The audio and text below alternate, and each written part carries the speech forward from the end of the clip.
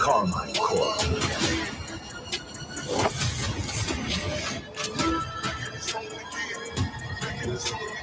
G2.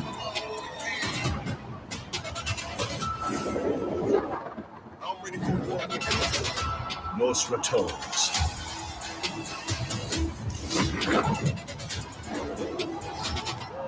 NNO.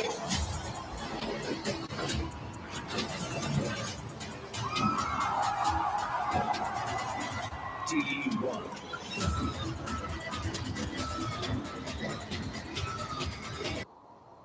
It's Hostinger's biggest ever Black Friday sale. Manage hosting for WordPress plans now start at just 89 pesos a month. Create, launch, and manage your WordPress website with our suite of AI tools.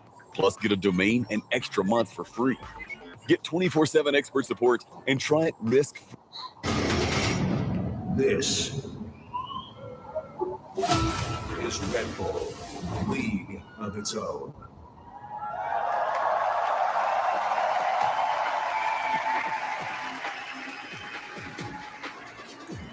Und damit herzlich willkommen, meine Damen und Herren, aus dem wunderschönen München in Deutschland. Seid ihr bereit?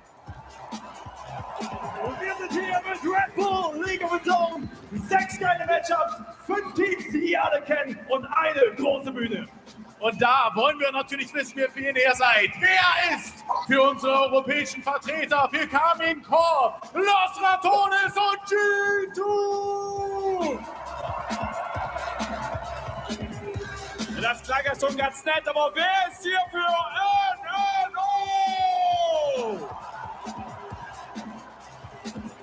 Und wer ist hier für die beste E-Sport-Organisation aller Zeiten, der amtierende Weltmeister? G1!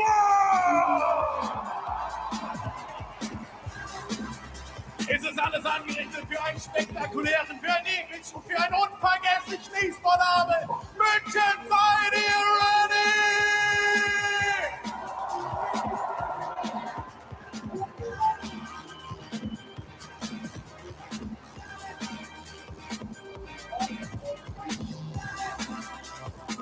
Und hallo München, hello and welcome to Red Bull League of its own and welcome to our wonderful setup. My name is Shox and I'm so happy to be here with Dagda and with Medic and of course with a lot of the other commentators that will be joining us today.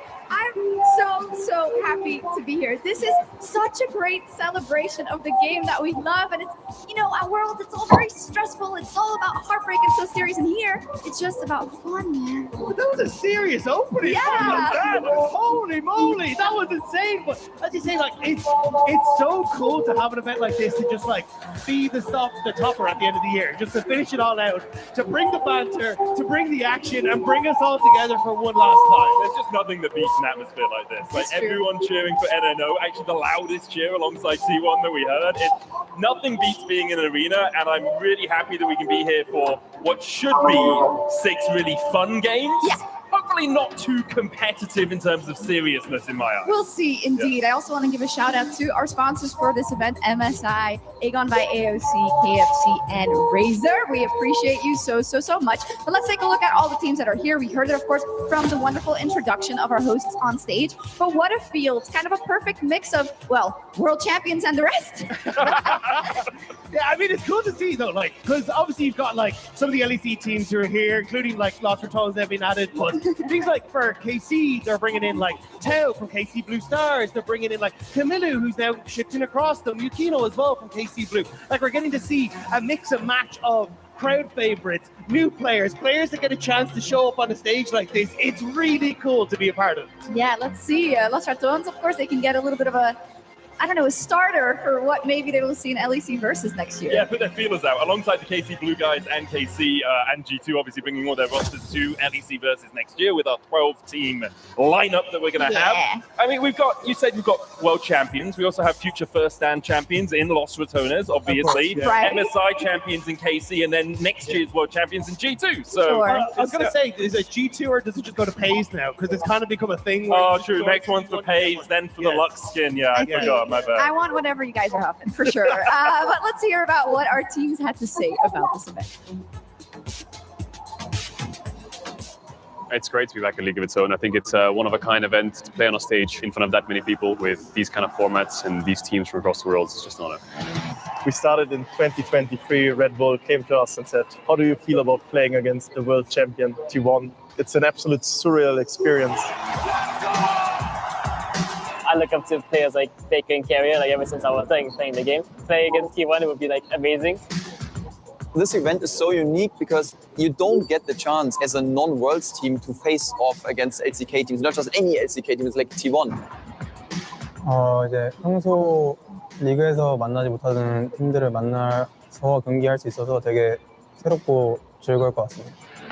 For most of the year, you're always picking the champions that you consider giving your team the highest chance of winning. But here at this event, you can be a bit more creative. Really showcases and highlights the beauty of still being on stage, connecting with your fans and engaging with them. We will try our best to make a good, entertaining show. We are just very thankful, very grateful, and happy to be here. Yeah, the pleasure is all ours, of course. And we heard it there already from Reckless. Like, usually you, of course, want to go for the best comp, but we've got Ultimate Fearless. Oh, what is that? I mean, it's the best way to make Fearless Best of Ones not suck. Okay. Which is, if a champion is played in any of the games today, it cannot then be played in a subsequent game. So the first game, obviously, we'll see normal Best of One rules, and then after that, you have 10 more champions found out every game. Yeah, but then it becomes a case of, like, if you're playing against a team later, you pick, like, Carrier's Pike and Bard and Nico all in game one to remove them for the rest of the tournament. Yeah, I think picking champions away from Carrier is how you beat T1. He's definitely not just got 160 more that he can add to the list. No, it's true. When we take a look at the matchups, we will see that also T1 is getting in on the action in the latter half of the day. They can kind of scope out the competition. That also means they'll have, a beschränkter playing field. I couldn't think of the English word. That's how Germanized I am. So they'll have less champions to play with, right? But I think they look forward to the opportunity to just smack people. Also, I think there's some revenge at play, right? They didn't smash the whole event last year. No, I mean, NNO were able to take them down. Yeah. Lost for Tones were able to take them down. So, yeah, I'm curious, how much of that lingers, right? Because it's like, sure, you beat the best teams in the world, but now you've actually got to beat the best teams in the world, Yeah. It's true. I mean, OMG didn't shake Faker's hand that he went on to win a bunch of world championships over the LPL. A lot we're looking out for. Los Ratones versus Carmine Core, I think, is going to be... I like making my podcast. I don't like making short clips of my podcast. So the AI chooses the best clips, maybe this one. Right now? Yeah, because it knows what's important. And it actually gives you a score based on how well your clip is going to connect with your audience. Oh, cool. And it also reframes us to vertical depending on the platform. So in fact, if there were 4 of us, it would do that too. It might do 20 or 30 of these. Wow. You see these animated captions? Yeah. They're automatic. You just set the style, but it's automatically transcribed. That's crazy. Does it have any editing capabilities in case you want to tweak things? Yeah, so there's an online editor right over here, and you can edit using the timeline or this transcript-based editor right here. And you can actually upload your own images or video and drag them onto the timeline. That is a lot of features.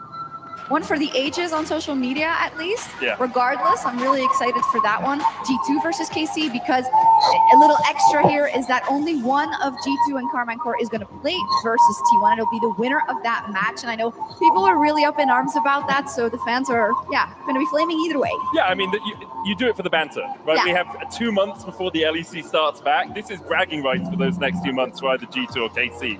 So that is probably going to be the most competitive series of the day. I expect T1 to come in and have a little bit of a joke. Last year we saw a few role swaps going around. Right.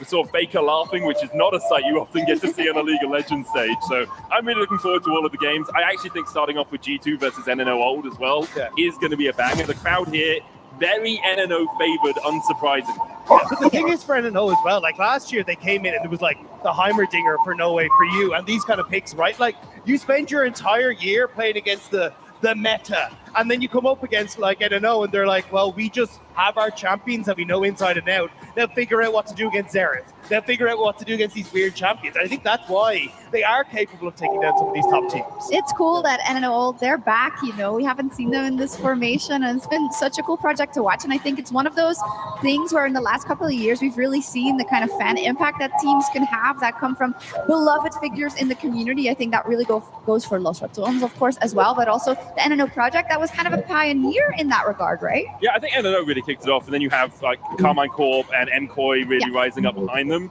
I've always loved watching NNO. I think there's something about No Way and about Brokey, and also I would say Carney, but he kind of sucks at the game most of the time. What? Look, the guy, he pretends to be a great support player, but honestly, he's just not at the level of the rest of What? NNO. Does Carney suck?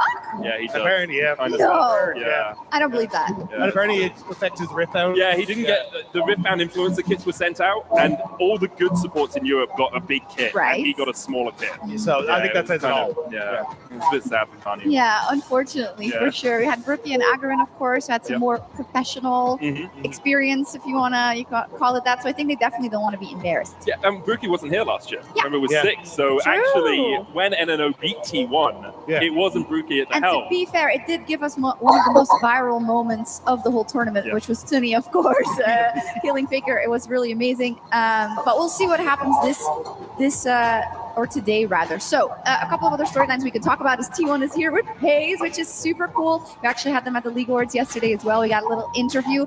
It's a double feeling for me because that lineup with Puma was just so incredible, had done so much with the C-Pace to get this chance to prove himself. I know even though we're here for fun, I think he's really going to want to prove himself. Yeah, I think it is undeniable now that was the greatest core team to have ever existed in League of Legends, right? So I think it's big shoes for Pace to fill, but we have to see if he's going to be capable of doing it. And I mean, look, you've still got Carry, you've still got Faker, you've still got Owner around you. And I'm just excited to see what they can achieve in the coming years, and especially what they can do on the stage here today, because it's not only just, hey, you're going to be good in your role. You're going to have to get funky with it. That's the fun of Red Bull League of its own. It looks kind of right, It looks. I mean, they're all wearing the same shirts. So Uniforms kind of help with that. Yeah, they do I think T1 have always been a ship of Theseus in my mind, right? Faker is the captain. He's the one helming this ship. And then bit by bit, parts are removed, and a new part is placed in there, and you have a new sail, you have a new AD carry. But as long as Faker is there, I always trust this team to be able to perform in the end. I think that's what's going to happen this time. Apologies for the Doran misspelling. It should be an A instead of an E in his name. That's we missed the look mark. at if people are paying attention. Yeah, exactly, right? And tweets are coming in immediately. Oh, yeah. Now you get the engagement baiting. I'm sorry. exactly. I shouldn't have called it out. That's Shouldn't what have it called is. it And out. that's on the big screen too. Oh, Yeah, the camera was taking photos. Ruined it, It's guys. fine. But G2 in the first match versus NNO G2, the crowd loves them as well. And I think over the last couple of years, because they had such a big fan base, but some of them were like, oh, maybe we'll support Los Ratons. Maybe we'll support KC. Something like that happening. And I think they really want to win the crowd back here. And they weren't that happy about Worlds, right? I mean, neither. I mean, you got to playoffs, right? At least Yeah, there's a step it's back true. up. But yeah, I mean, I think they definitely want to come in and kind of show that they are capable of still stepping up with the best of them. But again, like, this is the tournament where I want to see Broken Blade bring out the Jason the Rumble, you know? See what he's It's a good proving ground for it. You can finally do it. Imagine he does, and he's like insanely good at it. I mean, I think he's really good at it. Like, I've watched one of his solo queue games. He wins most of them. He plays really well. Obviously, solo queue and a team game are different in how you want to play those champions. But I do think for G2, they should be pretty happy with how this year's gone. You have to remember, like, LeBrob and Skewmont came in this year. Skewmont came in as a rookie. They made it the furthest they made it in Worlds since the Swiss stage was introduced. Obviously, there's disappointments. The top esports series was not amazing, but overall, as a roster, they did a really good job. And we beat NA, which is the most important part of all of it. The question That's is, the real did we beat NA or did Secret Agent Inspired beat NA? We Have you beat watched NA. the Flying Quest documentary? We beat NA so hard that the team disbanded. That's what I'm saying. Actually, I mean, maybe that makes sense, right? Yeah. G2 broke them. And then Busio had to come across. He was just like, actually, Jojo had a right, you know? Yeah. I'm looking forward to Busio. Yeah, Sadi's actually not here yet, but it's understandable, right? Moving across the continent and all that. Thanksgiving and everything. Thanksgiving, Yes, right, exactly. which is important across the globe. But yeah, it's going to be cool to see. Indeed, as we are counting down a couple of minutes now before we get the stage intro, and I'm really excited to see what Red Bull has cooked up for this one, right? I've heard some rumors. I've seen Yeah? some Lederhosen. I've seen some stuff around that could be quite I interesting. was going to say, shocked in Germany to see a leader. Oh yeah, it's truly surprising. With 3 Bavarians on the team, I'm really like, shocked that we have that possibility of Lederhosen happening. But we'll have to see. Obviously, Red Bull have pulled out all the stops for this one. It's great to be here in Munich. Yeah. The crowd has been electric so far as well, which has been wonderful. I think it's also cool to see Yamato back in action in the coaching role, right? Oh, for true. Los Ratons, Yes. 'cause, I mean, he's gone to LCK, he's been in LEC, he's dropped down to Miyamas, like, you know, he's back up with Los Ratons. Like, I think it's cool to kind of see him stepping back into that role. So if I hope we get a motivational speech at Me some stage. too. I'd love to just Like hear a that man. listening? We had the mountain Yeah. for the LEC stage, We and did. Yamato wasn't a coach. That's crazy. It's just imperfect timing. Are we No. going to reuse that stage? We've got to. I mean, For I guess Los it's pretty Ratones? expensive. We I just don't get him know, like an yeah. apple box. You can step up and be like, this is You it. can't climb the mountain until you make playoffs. So we give them the apple box for making playoffs and then a mountain for the main event. There's a bit of beef as well, right? 'Cause Yeah. Yesterday saw it at the League Awards, Odo and Yamato sitting side by side, Yeah. but one job was usurped by the other. Just drama all around. Yeah. That's the most manufactured comment. I was going to say, do we need to get extra security for Yamato? Is that it? Or what's true, happening? yeah. No. Yeah. All right, it's about 1 minute till we get to see NNO and G2 take to the stage and see what everybody's got cooking. So tell me about your highlights. What are you most looking forward to? Fizz Jungle, I think for you. Yeah, you click on that. so there's a few jungle changes that come through. So Yes. Ornn and Fizz are big. I've been playing a lot of Fizz jungle, just like messing about in normals. He is so much fun. And like, it's because I'm not playing against this. It's great. And I get to watch it here, so it's fine. Yeah. But the second that starts to creep into any solo queue game, I mean, I'm going to have a miserable time. I'm really looking forward to Zahen. I think he is really strong at the moment. Overpowered, and it's okay because there's no competitive. Your website is the center of your online business. Help protect it from online threats with website security. A protected site will also help you search ranking. Get peace of mind for your online business today with GoDaddy. League And really he's one happening game. right now. Yeah. He's going to be played for 1 game, and he's going to win that game. All right, here we go. We are counting down to the first match of Red Bull League of its Own 2025. But our teams want to show what they are made of, defend that honor, and hopefully Noe picks up a couple of victories along the way. Let's get started. München, are you ready for NNO versus G2? Und was eine Eröffnung. Vielen lieben Dank, Sharks. Danke, München, dass ihr so viel Bock habt. Und jetzt belohnen wir euch mit dem ersten großartigen Matchup. Die Hometown Favorites gegen eines der großartigsten Teams, die EU jemals hatte. Sie sind amtierender LEC Summer Champion. Macht mal Lärm für G2! Doch bevor die Spieler hier einlaufen, kommt erstmal jemand, der von G2 nicht mehr wegzudenken ist. Und er präsentiert euch das neue Jersey von G2 Esports 2026. Hier ist Roman!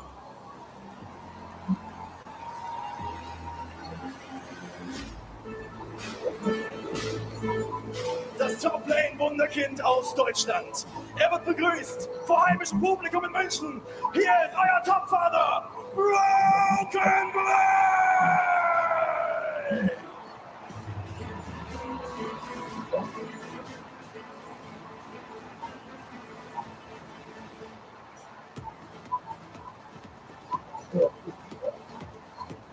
Ich habe gehört, er möchte von Owner Dr. Mundo lernen. Ob das heute was wird, finden wir noch raus. Euer NEC Summer MVP im Jungle, Skuma!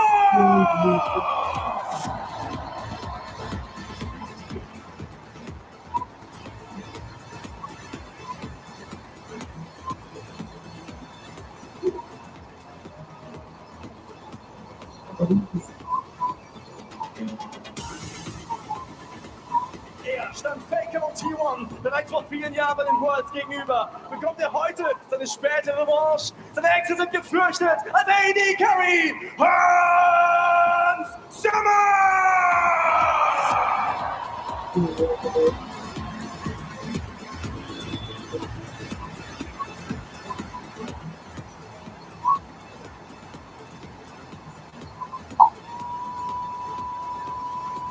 Mit seiner Präzision führt er G2 mit jedem Hook in die Schlacht. Er ist der Schlüssel zum Erfolg mit seinen Engages als Support Labo!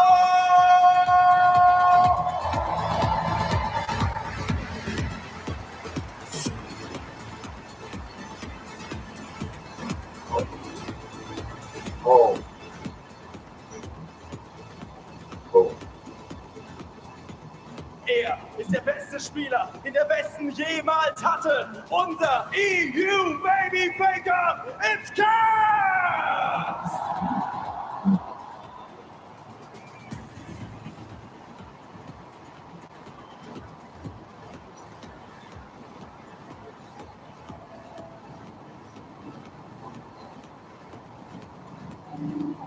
Die Favoriten, die Titanen, einmal noch für G2 Esports!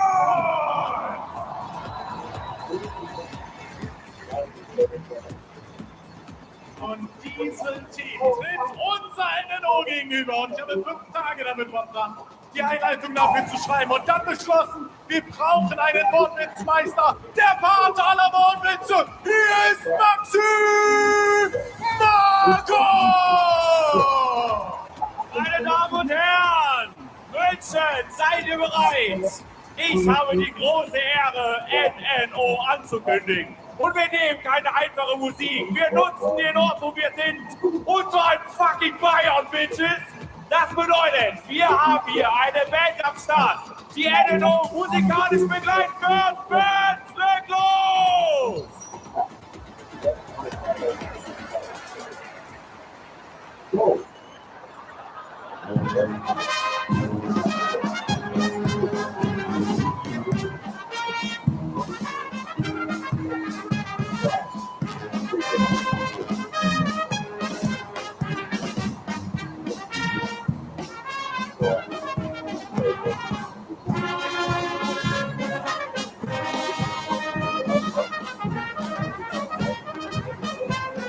Und wir beginnen auf der Top-Lane, den Sergeant Sidelane, der deutsche Rekordmeister, der Top-Lane Terminator, Torgi!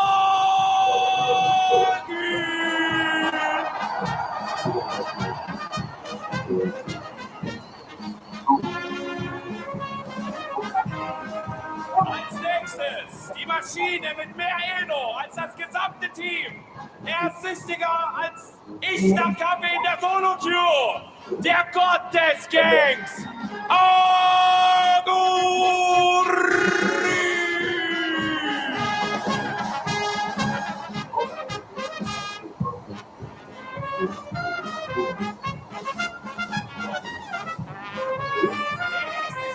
War beim Bau der Pyramiden dabei. Der Commander, der Coach, die Legende, der Damage-Dealer-Dämon,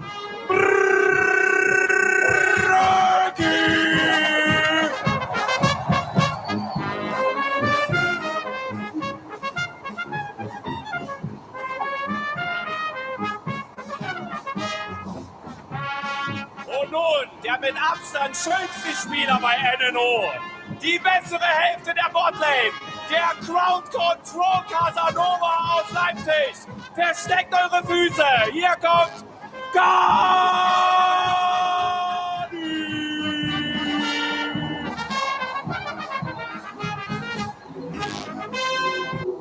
At Replit, we believe everyone should be able to create software without limits and without knowing how to code. Today, we're proud to announce a major breakthrough, introducing Agent 3, an autonomous agent for everyone. It's a 10x increase in autonomy, more progress, less micromanaging, and more time for your IT.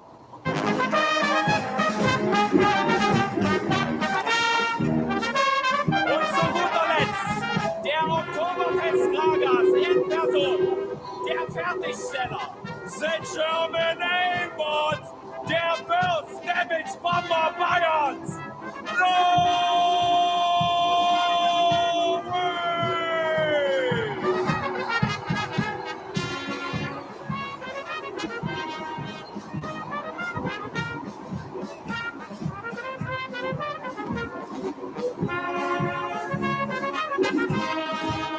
Meine Damen und Herren, rasten doch mal voll und aus für NNO!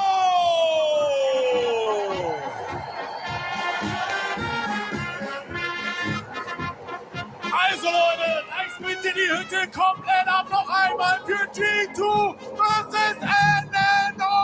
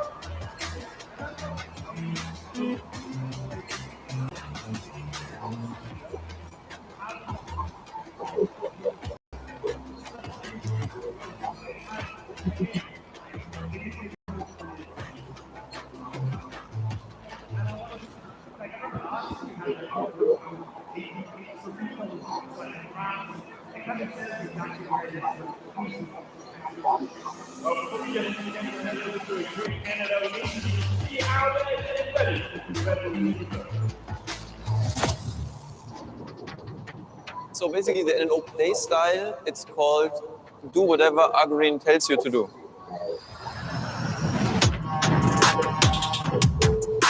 Yeah, back when League of Its Own started in 2023, it was in Berlin. It was really hype. All the German fans now, same fans in Munich. Everything about it is unique. You don't get the chance as a non-Worlds team to face off against LCK teams, not just any LCK team, it's like T1.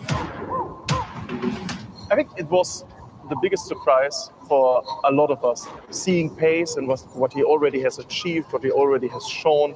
I mean, he's an insane player, and I think my Hardstack master player bot lane is gonna fare great against this guy. So no worries there. NNO represents friendship between good players that come together to win something and just be competitive. You can just feel the bond between us. It still Friendship. exists. Friendship and chaos.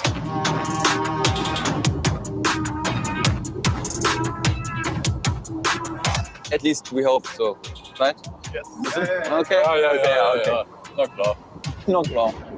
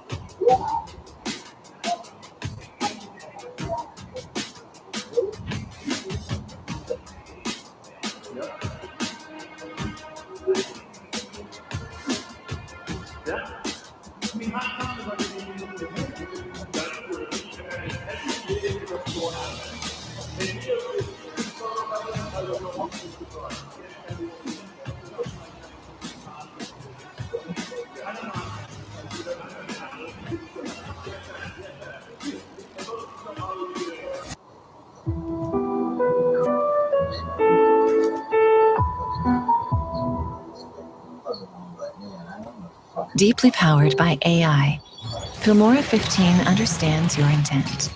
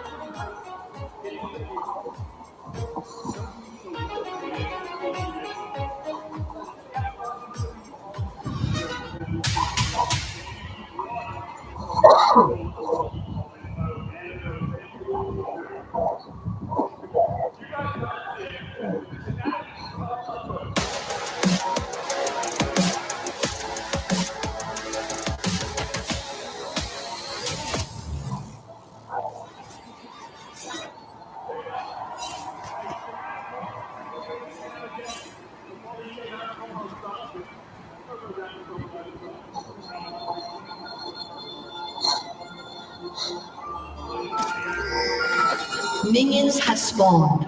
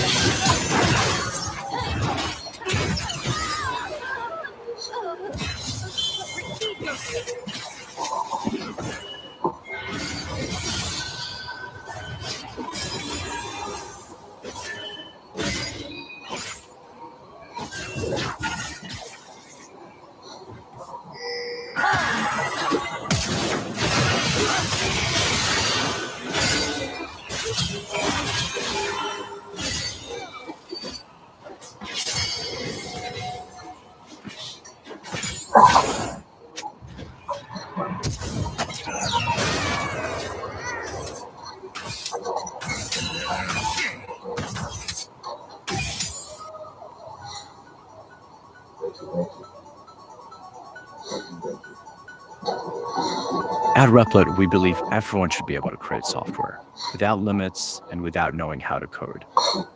Our vision was never to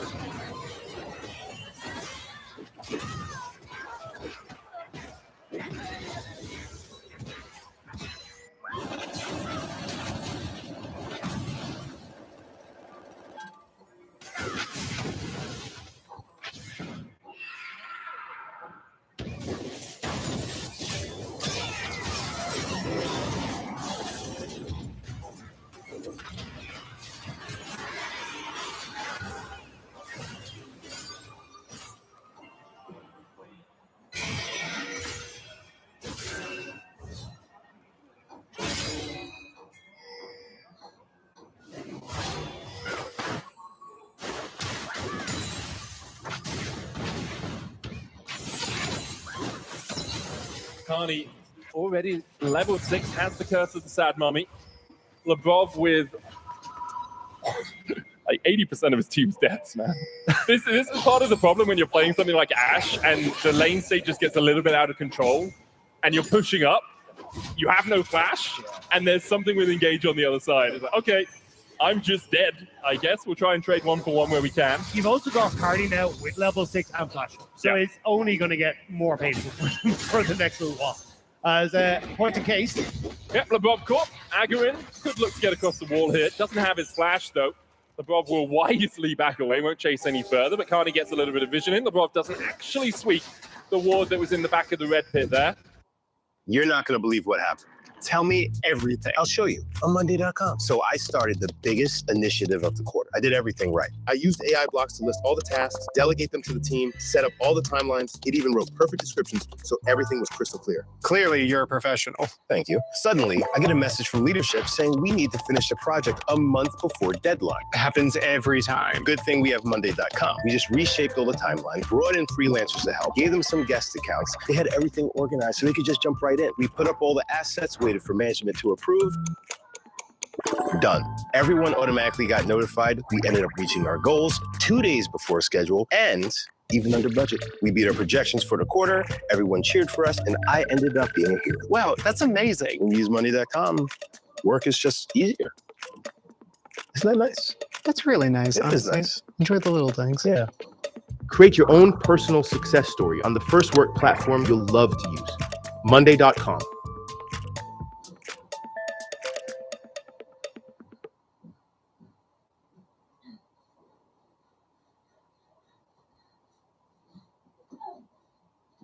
Tolkien gets a bit of free time with the top lane tower and will take himself a plate.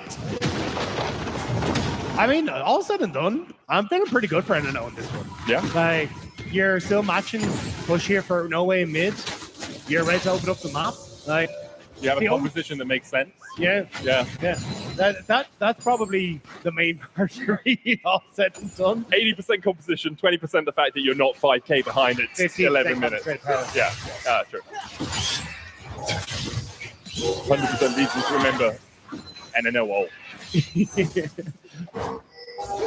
I mean, it's kind of cool to see them back together. Oh, yeah. Because obviously, really. like, with the last time we saw them was this event last year, at least as the Spy-Man roster. So it's cool to get them all back together for it. One last time, the gang all back. Oh, who knows? Might not be the last hurrah. Chain of Corruption is going to go down again as Tolkien tries to flash away. Volley slows him up. Broken Blade needs another auto. And the experimental Hexblade there doing a lot of work. Diana coming in as Caps comes around for the chase. The Bob flashes over the wall. Caps now on the receiving ends of Agarin's pain, but G2 have 3. And then lose a man on top side. Yeah, I do appreciate Aguirre trying to demonstrate Pythagoras' theorem on the way up by hitting all 3 triangles, or all 3 80 cards in a triangle. G squared equals Caps dead squared. Doesn't quite work the way you want it to. No. But for G2, I mean, this is, if you want to have a good shot at this game, kind of what you need to do is just overload and look for towers, see what you can do. And you should get a good amount of gold off the back of this, but we're going to keep our eyes on Noe, who I assume, as he wanders up, does not have the best of times. Oh, does Skewman just find him? Yeah, it looks like it. The problem with the Ziggs as well, does have the flash satchel down, but Ezreal is so good at chasing in this situation. I didn't even need to. Yeah. Just kind of impressed with Skewman on the accuracy there and the Mystic shots, managing to connect with all. Has that Triforce complete now. First tower of the game going over to G2, and it was a minute and 25 seconds ago I said, kind of good for NNO that they're not 5k down, and now they're teetering towards it. 4.5. Still not there. Okay, we're still not there. There is time. The NNO hopeful in the crowd still holding on to the fact they took a Drake and they're only 4k down. Flash from Carney, misses Vantage shot, Shady Corruption coming out. The Rob looks to retreat, but his spacing not the best there. Cancelled an auto and will be autoed down by Brookie. 50% of the death there, G2 to LeBron as he ends up getting caught. No, he's more than that because MNO have 6 kills and he has 5 deaths, man. Yeah. I'm looking at the wrong side of the sport. You were being very generous to that ass. As Agharin goes in, gets the double ultimate, but it's taken out by G2. Almost survives in the end, does go down. Full of time as well. Run, Carney! With Carney's combination. Juju Mirage goes wide. Caps on the chase, flash away from Brokey. Carney, unfortunately, that mummy is going to continue to be sad. Brokey's going to die. And Scumon's just going to wait for the last possible moment. Oh, man. It's not even Christmas. You can't open your presents now. It's so much sadder when it's the Amumu. He's walking there, tears. But they had to make sure he was all alone by the time they killed him. Yeah. Enhance that suffering. So, not the best early game for our German representatives. However, from here on out, things could be buoyed up, you know? We've got the tier 1 towers down. That means G2 have to push further towards you, which means you get better engage options. And we have a Gatling gun rattling its way through the replay. Yeah, I do think you get a little bit unfortunate for NNO here because, like, I really like the angle from Aguirre, like, come in behind the bottom lane, try and see things set up, especially with the kind of big CC combos we were talking about, but G2 just managed to isolate Aguirre and then find their angle to come in onto the bottom side. Especially with the amount of damage BB was able to turn out before. We don't need to see it again. Oh, this is heartbreaking. Lonely, he's so lonely. Hello, my name is Lily Yong, a QuickBooks Pro advisor from Intune Outsourcing Malaysia. If you are an accountant, this is for you. I'll be sharing thoughts about the new age of accounting. Come join me.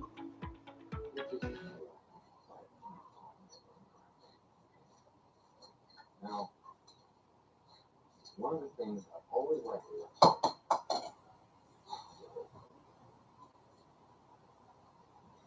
why.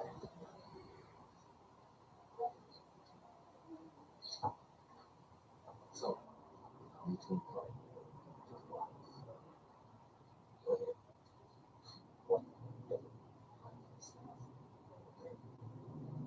He's got nobody.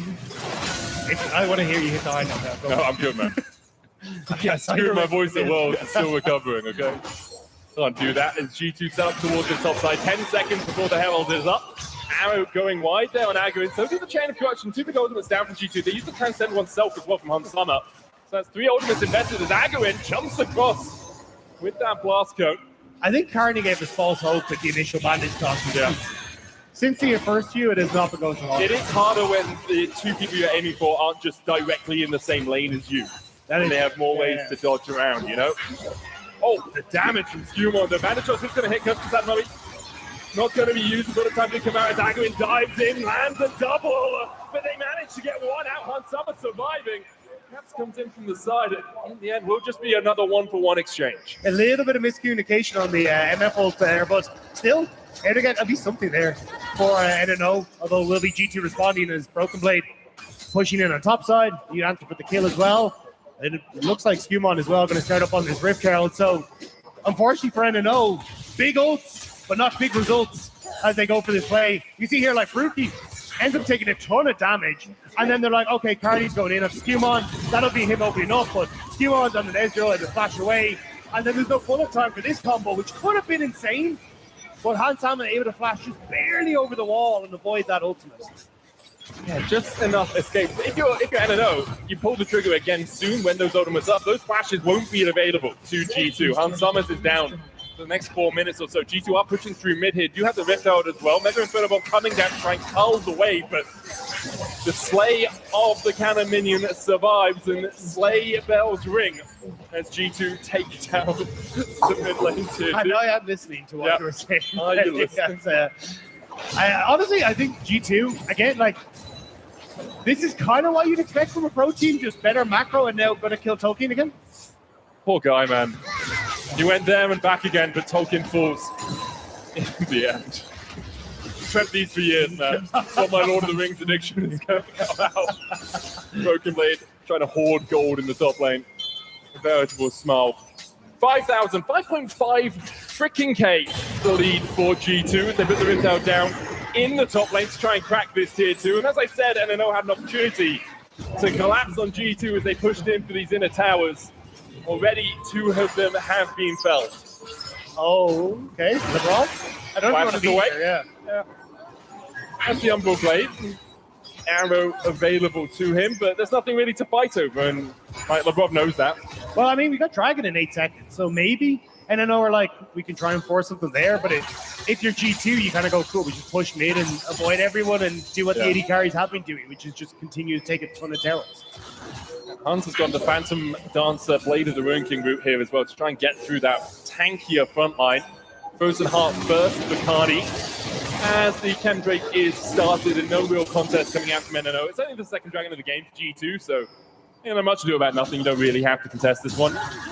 And actually, interestingly, I think a Chemdrake on a 580 carry team is less effective than a Chemdrake on any other team. Because when you're below 50% HP, you're pretty much already dead anyway. Oh God, that's his Brokey. LeBron looking for the flank position. Brokey should just be able to walk this one out. With no wave there, G2 can't really knock on the tier 2. Oh, great curse of the Sad Mummy into the pullback from the Diana ultimate. But Skewmon is here. Agarin falls to Skew. The Mega Inferno Bomb does not find its mark as G2 find 2 in what was a play begun by NNO. That's what we call less than popular in the business. As Tolkien actually trying to come in the back end. Is Hans Salmon caught here? Okay. What can you do, Tolkien? Boomerang out, Hans Salmon trying to retreat his way away. No, Brokey flashes forward as well, just to make sure that Hans is in the dirt. That's a little chuckle to himself. G2, he didn't really need to push the tier 2 there. I think you saw the jungler engaged on the other side. We're like, okay, we have some time. It's a Christmas map, and it's about indulging yourself, all right? That's what Christmas is all about. Okay. And sometimes you have to go for it. And Caps went for it, got caught, and still by some miracle manages to come out alive off the back of this. I have no idea how Corki ended up this tanky, but here we are, G2 managing to turn that one around. I wonder if it's Corki's tank, and it does have the upgraded Mercury Treads as Carney goes in once again onto LeBron. Now needs to try and get out, and this is one of the problems with the Mumu support. If you do not have the backup and the damage, it takes you a long time to waddle your way back to safety. How much of that was on Mumu versus Carney just not having anyone around? You know, little column A. I mean, a Mumu, it's thematic for him not to have anyone around. Tolkien is in the ground once again. Caps looking for the chase. Agarin able to dodge his way out, but G2 now really running the map. There's no way. Oh, no. It's met by Broken Blade, a piercing arrow. And he hits those. BB 5-1 now on this Varus top. Do you think BB is now unlocked, basically what Mirren unlocked to himself in the LEC, where he's like, I now understand why you play Varus top. He's seen the Matrix. Yeah. Yeah, it's all ones and zeros to him. There's no snow on the screen. There's no jingling of bells. Oh, I just meant you unlock a dark part of yourself when you play Varus top. Oh. Now, like, Broken Blade, flashing for like, this is actually a really nice play. Like, I think we are going to see more of this from Broken Blade in the future. I think this is now, like, it's opened something in his heart. You hear that, Dylan Falco? Yeah. Okay? Yeah. We got to go Vayne. So we got to go Varus top. Hits all the arrows as well. Credit to Broken Blade. Takes down No Way. NNO, we haven't really seen a 5v5. And I think that is where this composition Even text transforms, breathing life into your message. Dual timeline editing. This is Wondershare Filmora, powered by AI. Edit as an expert.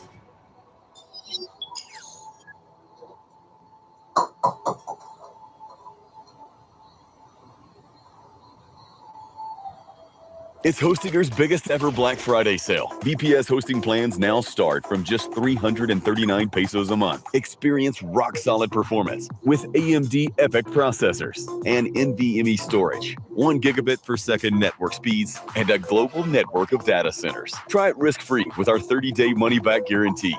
Join more than 4 million people making their online dreams a reality. Go to hostinger.com/ph and start your project today.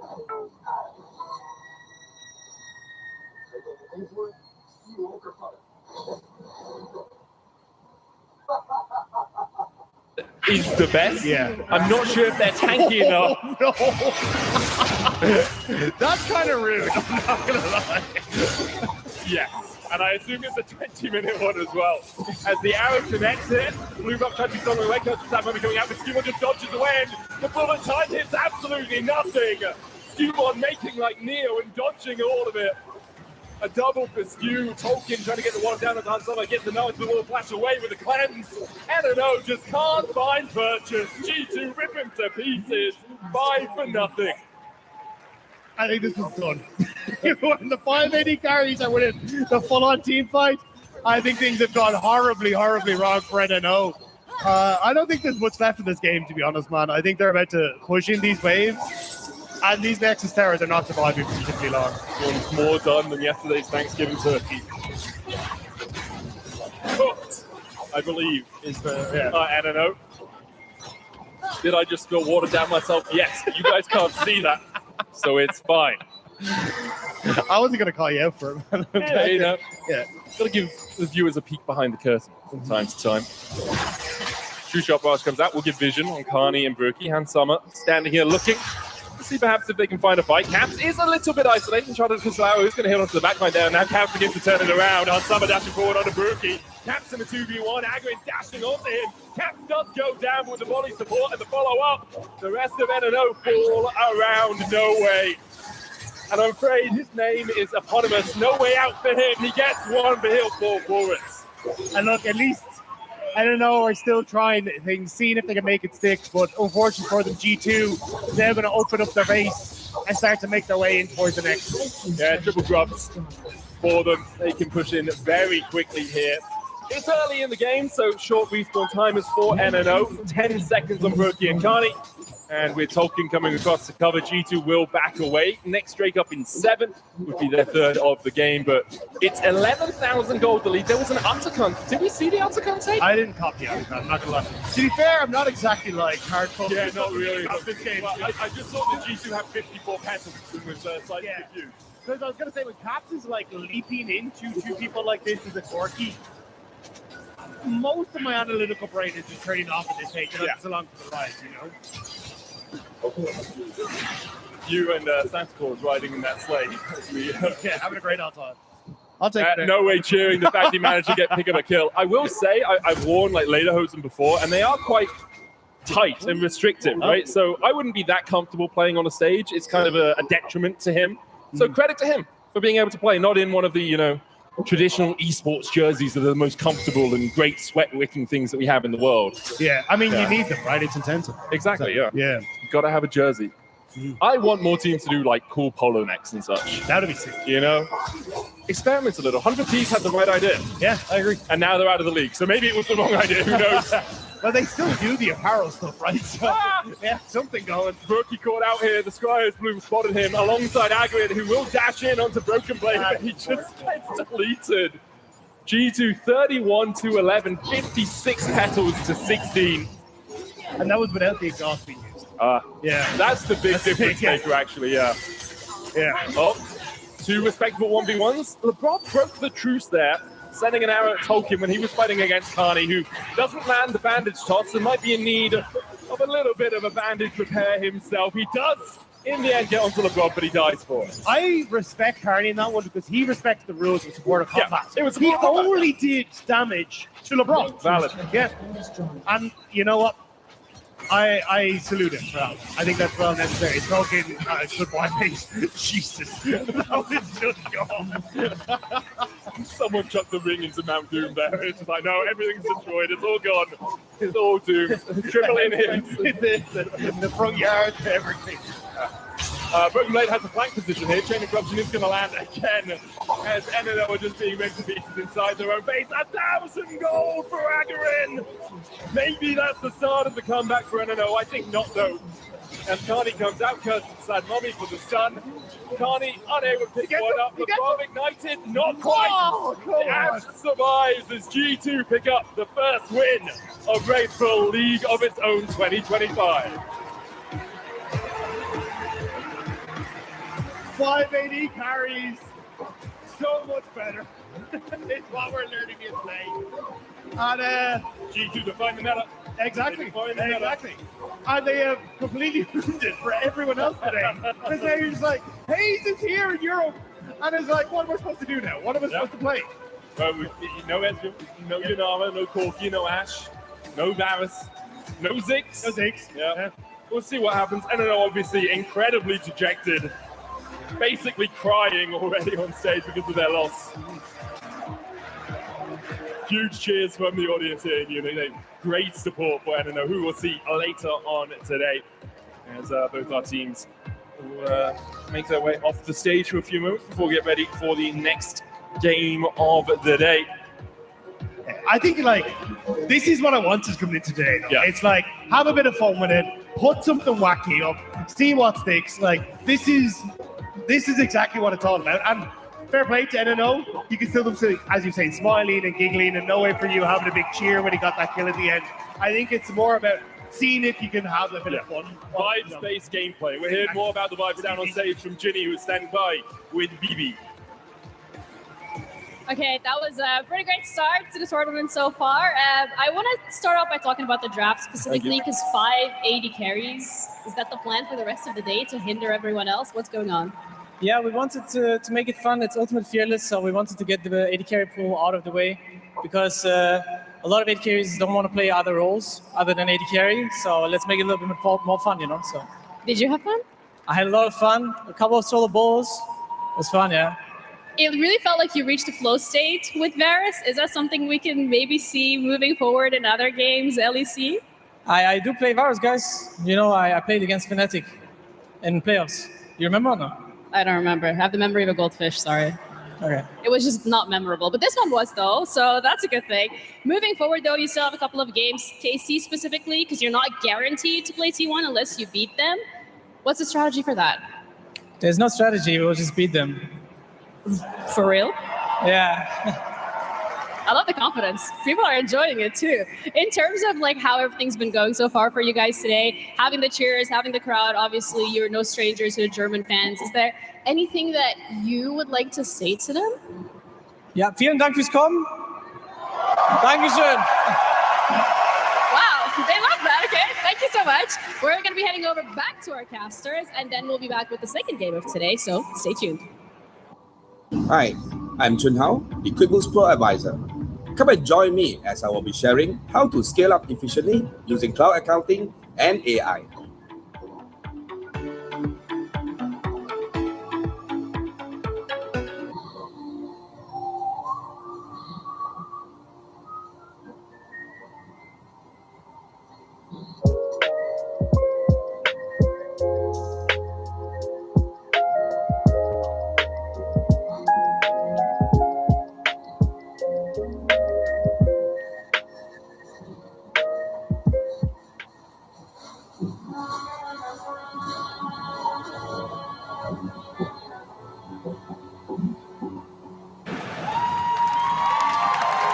Welcome back to us. We're up here. The real show. Yeah, it's truly the special moments. Match highlights, perhaps slightly more important than us. As we do see, Carly was able to find a few of these engages down in that bot lane 2v2 with Agwin here to help. Unfortunate a couple of times that the Ignite didn't quite kill LeBron. This gave me so much hope at the start. I was like, Carney's on point with the Amumu. We're getting a Gurren going. This is going to be a pop-off. And then it all kind of went sideways very quickly. Again, like, is G2 kind of going back towards like, hey, we can just kind of move around the map better? Yeah. But I got to appreciate it. Like, you can see Carney giggling away there. Like, this is exactly what you want. You know you're throwing everything in the kitchen soup at them and seeing what fits. Yeah, you're all just having fun. That's the important thing about today. All of it is just memes and joking around and seeing perhaps if you can find that outplay. Last year we saw both NNO and Lost Personas being able to pick up wins against T1, which I know gave them bragging rights for the rest of the year. Have a look at the damage done. Oh, okay. No, it's more respectable than I thought it was going to be for NNO. If you're Carney, you're actually looking and saying, hey guys, I was only 100 damage less than my lane opponent. What are the rest of you guys doing? I was within a minute amount. As you look at the rest of it. I was also going to say, when you're doing more damage than your top laner, that also may be a little bit unfortunate. The guy's a co-streamer now, man, okay? You can't expect him to play at the highest level. But yeah, React streamers, I mean, what do you expect from them? They actually have to play games. Exactly. I've watched Cable continuously try to climb out of Emerald on his solo queue accounts, I've also enjoyed watching him saying he's going to play a game and then never touching that game. Oh, again. So because he realizes he isn't good enough to actually. Hey guys, let's play Art Raiders. Let's play, Dispatch. We get half the stream out of it. Still hasn't finished Sekiro. He still hasn't finished Sekiro. Yeah. It's a disgrace. What are you doing, man? What are you doing? Reacting to us, the more talented crew, It's true. Yeah. Well, react to this. We're going to go to a break.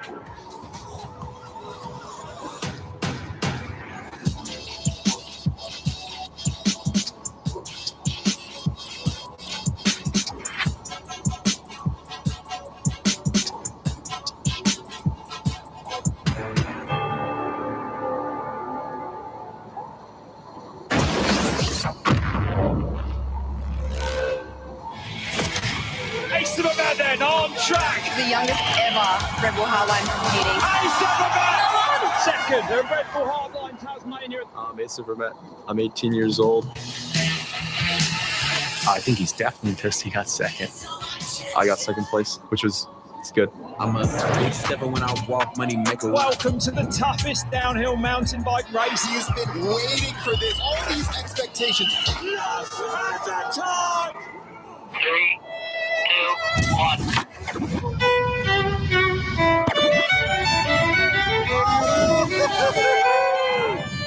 Much more fun than just sitting in the office. Let's go!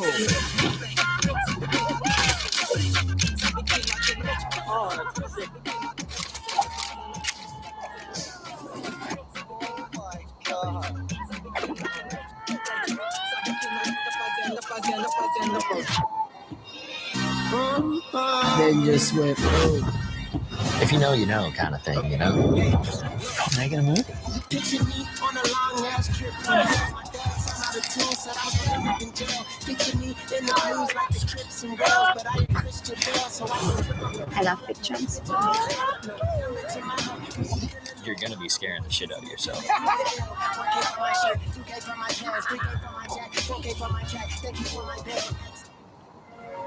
Embrace the unknown and dive into a world of adventure. My nose, it's frozen. Passion. Perseverance. And obsession. Experience life beyond the ordinary. Adventure. On Red Bull TV. These road warriors skate every day. Their passport to freedom is 4 wheels and a deck. That's what's up. The greatest locations, the raddest tricks, skateboarding icons. We skate streets. Skateboarding on Red Bull TV.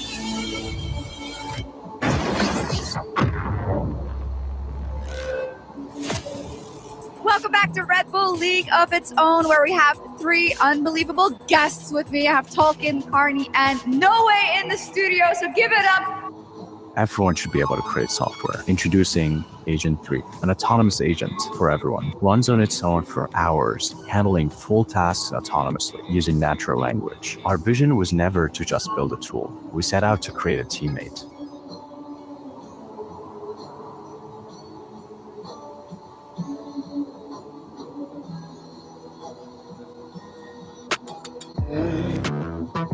Choose from thousands of realistic voices to use in your content. Change the way you record podcasts, voiceovers, and branded content with the #1 AI-powered voice generating technology. Stop searching for the perfect voice and stop wasting time re-recording take after take. Try 11 Labs for free and start elevating your content today.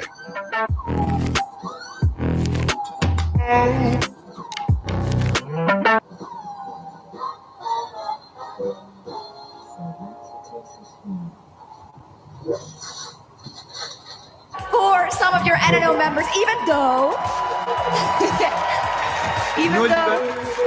obviously you have some explaining to do, right? Because that wasn't the best showing. Who's going to start?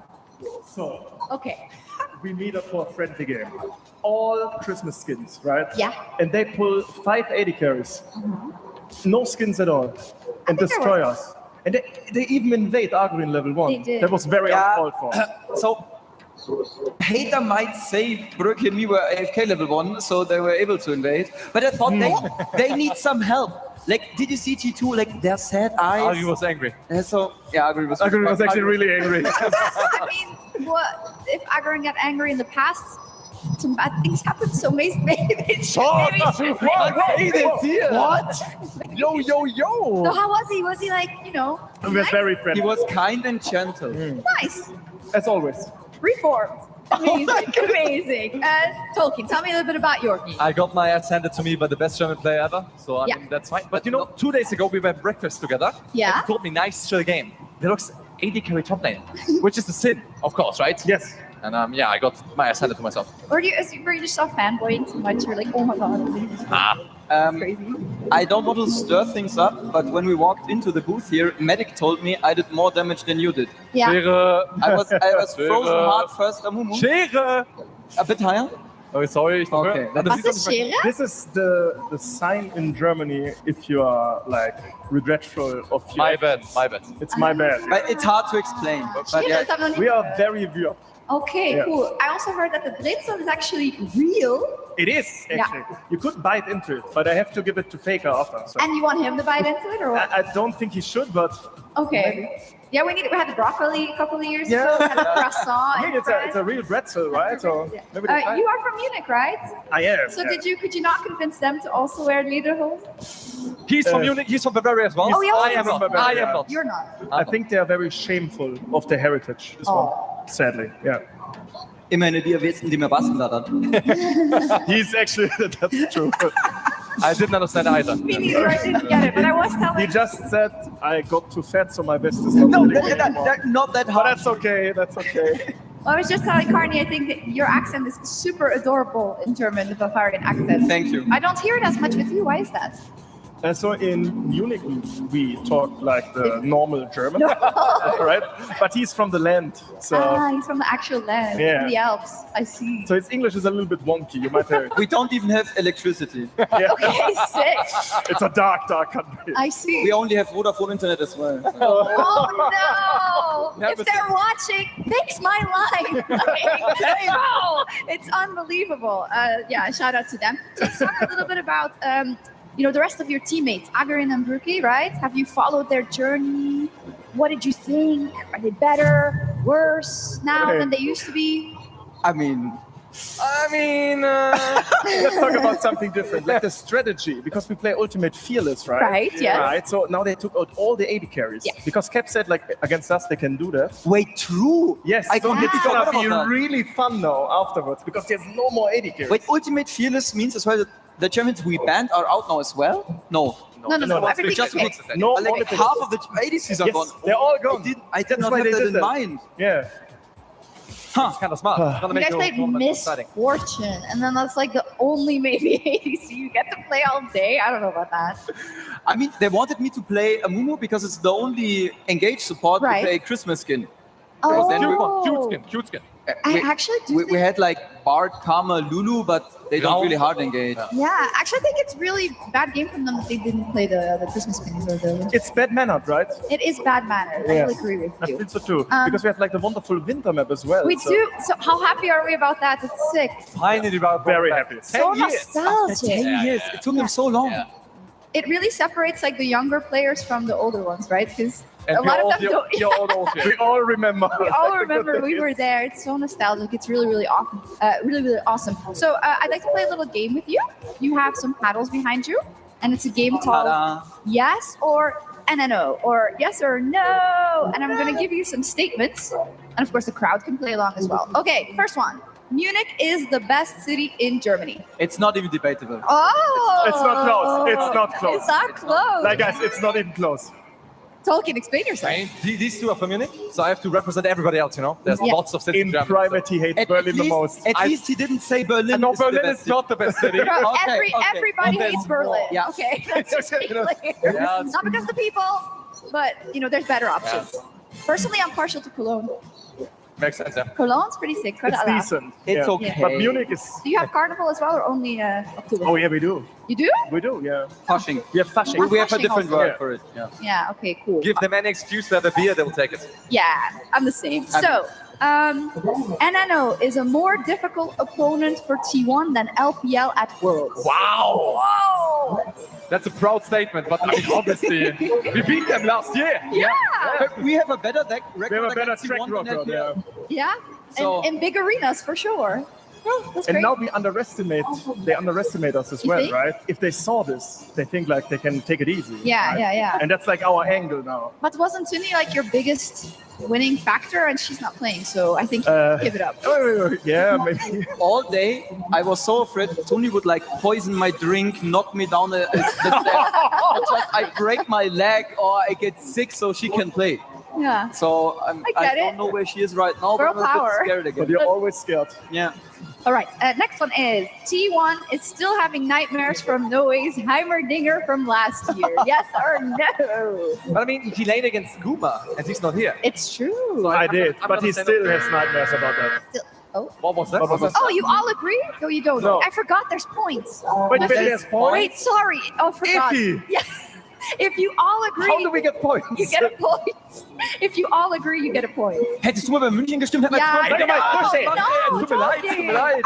Heiße, ich hab, oh, sorry. Das sagt man nicht. Das sagt man nicht. Ich weiß nicht, was das ist. Okay, Carrier is the support. Go. QuickBooks EOFY mini-series. Close faster, work smarter. Absolutely essential.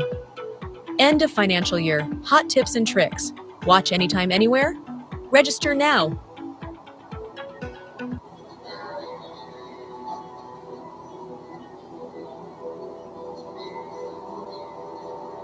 Hey, how's that New Year's resolution going? What are you talking about? You know, that YouTube channel you say you're gonna start? Well, yeah, I'd like to, but editing's really hard and coming up with a thumbnail stresses me out and thinking of content ideas. I don't do any of that. I use TubeBuddy.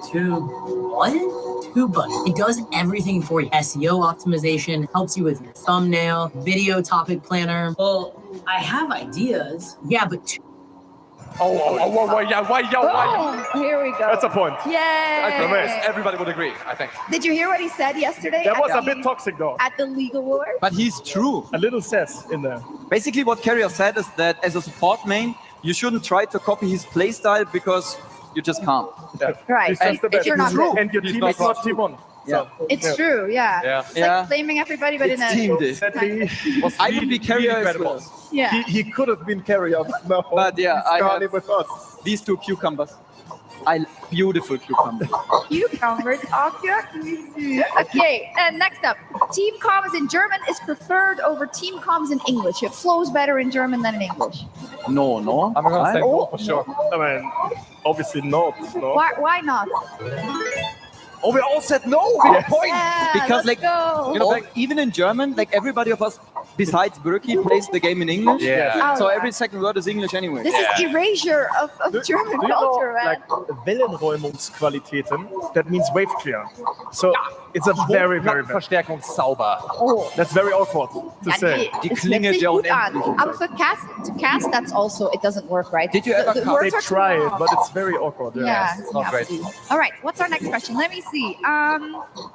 T1 will win Worlds 2026. But of course! We just run it back! Woo! Yeah, das ist so cool. Oh, so what I'm hearing, Tolkien, is that you're going to shave your head if T1 wins. Yeah! I'm not just gonna be a cool copy of Cable, I will just amputate an arm. No. What about a tattoo? Can I use the knife? Tattoo sounds better. Yes? We have it locked in, Munich.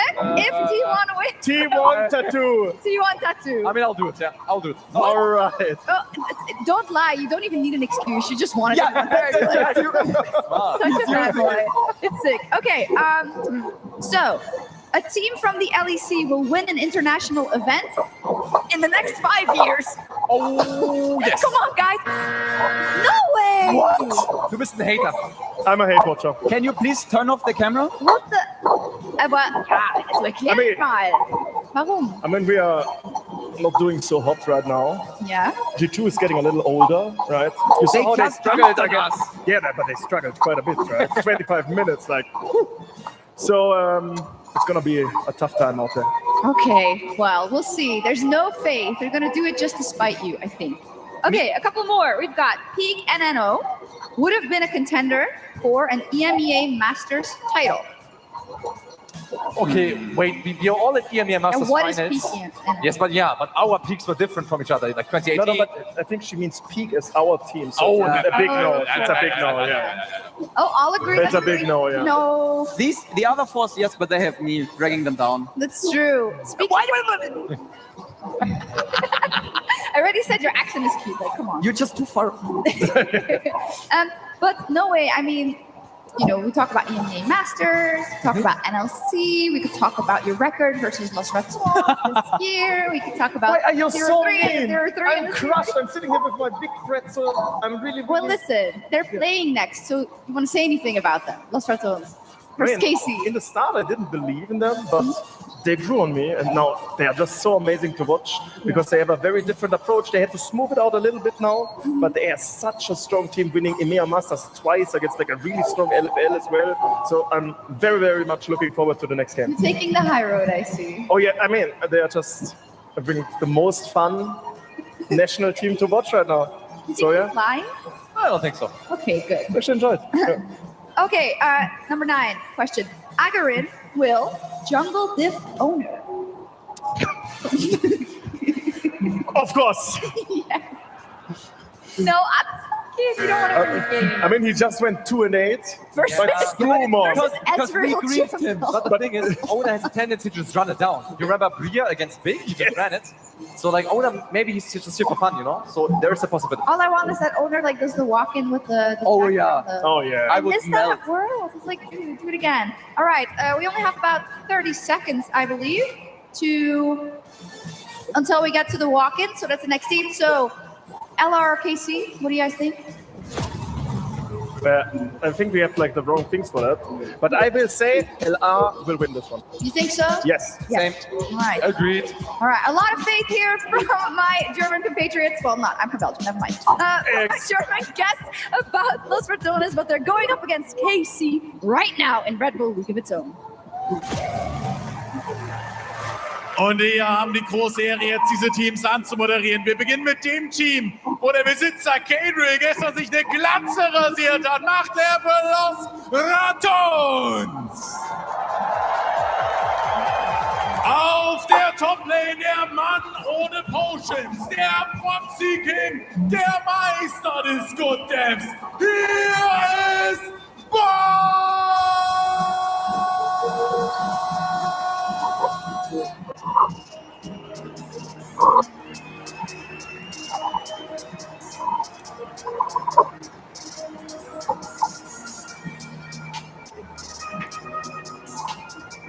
In-Game oder Out-of-Game ist er eine absolute Maschine im Jungle Weltcup!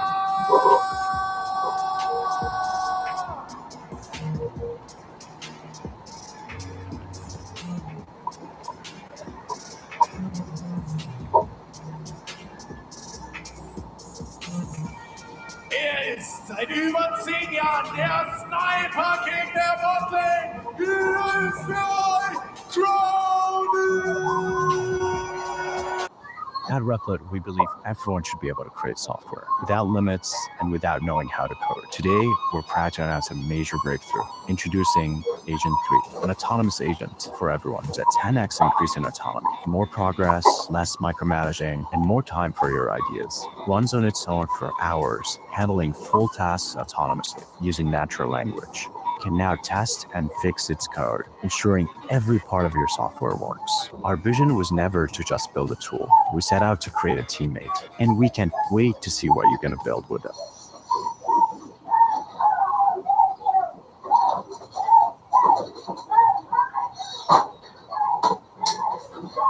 Can you please just hear me out? No, all work management platforms are the same. Monday.com is the one you'll actually love to use. It lets you set up your workflows yourself. No admin, no long approval process. You're in charge. Did you see the dashboards? They update in real time from your team's day to day, so you're always in control. No freaking way.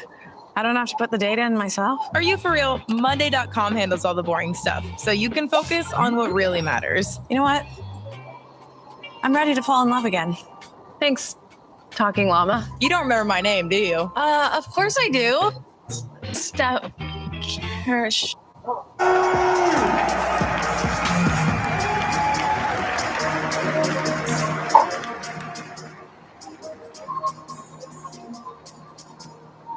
Er hat die Szene geprägt. Wie? I'm losing. Er hat die Szene geprägt wie kaum ein zweiter. Einer der ersten großen Superstars Europa. Reißt die Hütte ab für Reckless!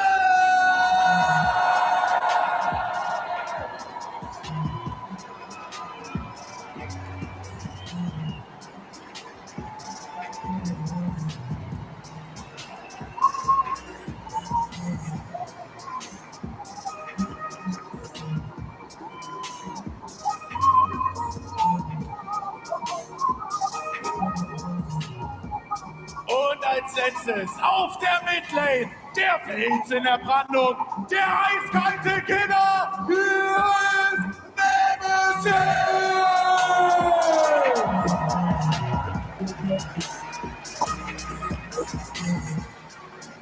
Und damit wünsche ich nochmal nicht mehr für Los Santos!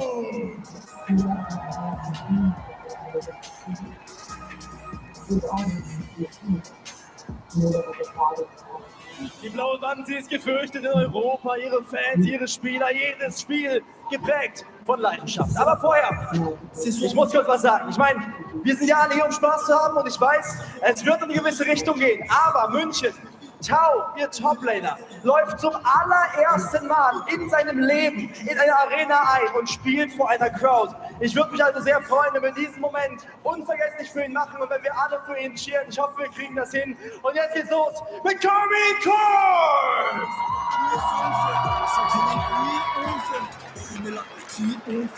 Auf dem Weg hierher hat er bereits in seiner Liga jeden dominiert. Er ist zum ersten Mal zu Gast in der großen Arena. Welcome to the big stage! Ciao! Je suis sur le côté, sur le banc. Si je me lève chaque matin, c'est pour la gueule. Y'a pas de marche arrière, gros, c'est pour la gueule. Je ressens toute cette douleur juste pour la gagne. Ouais, si je me la donne, gros, c'est pour la gagne. Tout pour la gagne, on fait des sacrifices pour la gagne. Si je me lève chaque matin, c'est pour la gagne. Gagne, tout pour la gagne. Auf dem Weg hat Lord Jones bereits von ihm ein Bein gestellt bekommen. Und jetzt will er genau das wiederholen. Im Jungle, Yukino! On peut pas vraiment dire qu'on ne veut pas de blé. Nous on veut c'est la médaille qu'on peut palper. Très bon combat, jamais je finirai au sol. On les éteint même s'ils sont pas les seuls. Tu peux soulever le trophée quand t'es pas le seul. T'es moins bien la concu, t'es moins le seul. Certains frères pensent pas qu'on va les défoncer. Ils lisent contre nous, je les ai pris main dans le Mit dem Nachwuchs im Rücken führt er sein junges Team zum Sieg. In Frankreich nennt man ihn den kleinen Prinzen des E-Sports. Auf der Botlane, Kali! Tu nous as dans ta team, tu triomphes sur le tout se passe très bien sur le plan. Je suis sur le raté, sur le plan. Si je me lève chaque matin, c'est pour la gagne. Y'a pas de marche arrière, gros, c'est pour la gagne. Je ressens toute cette douleur juste pour la gagne. Si je me la donne, gros, c'est pour la gagne. Über ein Jahrzehnt ist er als E-Sport-Profi gewachsen. Ist er nun endlich an seinem Höhepunkt angekommen. Als Support, Prime! Y'a pas de marche arrière, gros, c'est pour la gagne. Je ressens toute cette douleur juste pour la gagne. Si je me la donne, gros, c'est pour la gagne. Tout pour la gagne, je fais des sacrifices pour la gagne. Si je me lève chaque matin, c'est pour la gagne. Gagne, gagne, tout pour la gagne. On est les meilleurs dans la street, sur le ring et sur le papel. L'entraînement, la diète, chaque jour de la Seine Geschichte umfasst schon viele Seiten. Er ist heute hier, um eine weitere unter blauer Flagge hinzuzufügen. Ihr Mitländer, Camilo! Tu peux suivre mes trophées quand t'es pas le seul. Demande bien la conduite, t'es moi le seul. On va les défoncer. Ils sont venus, je les ai pris maintenant, ça c'est pas dur à penser. Maintenant vont avancer, Téder bien avant sa défaite, nous on ça. Ils veulent avoir Die Antwort in München zumindest. Hier ist Kamin Korn. Tu nous as dans ta team, tu triomphes sur le tout se passe bien. Beide Teams fühlen sich hier als Favorit. Lost Returns an die Hand im Rücken. Kamin Korn, ganz Frankreich. Nur einer kann gewinnen. Lost Returns und der Casey.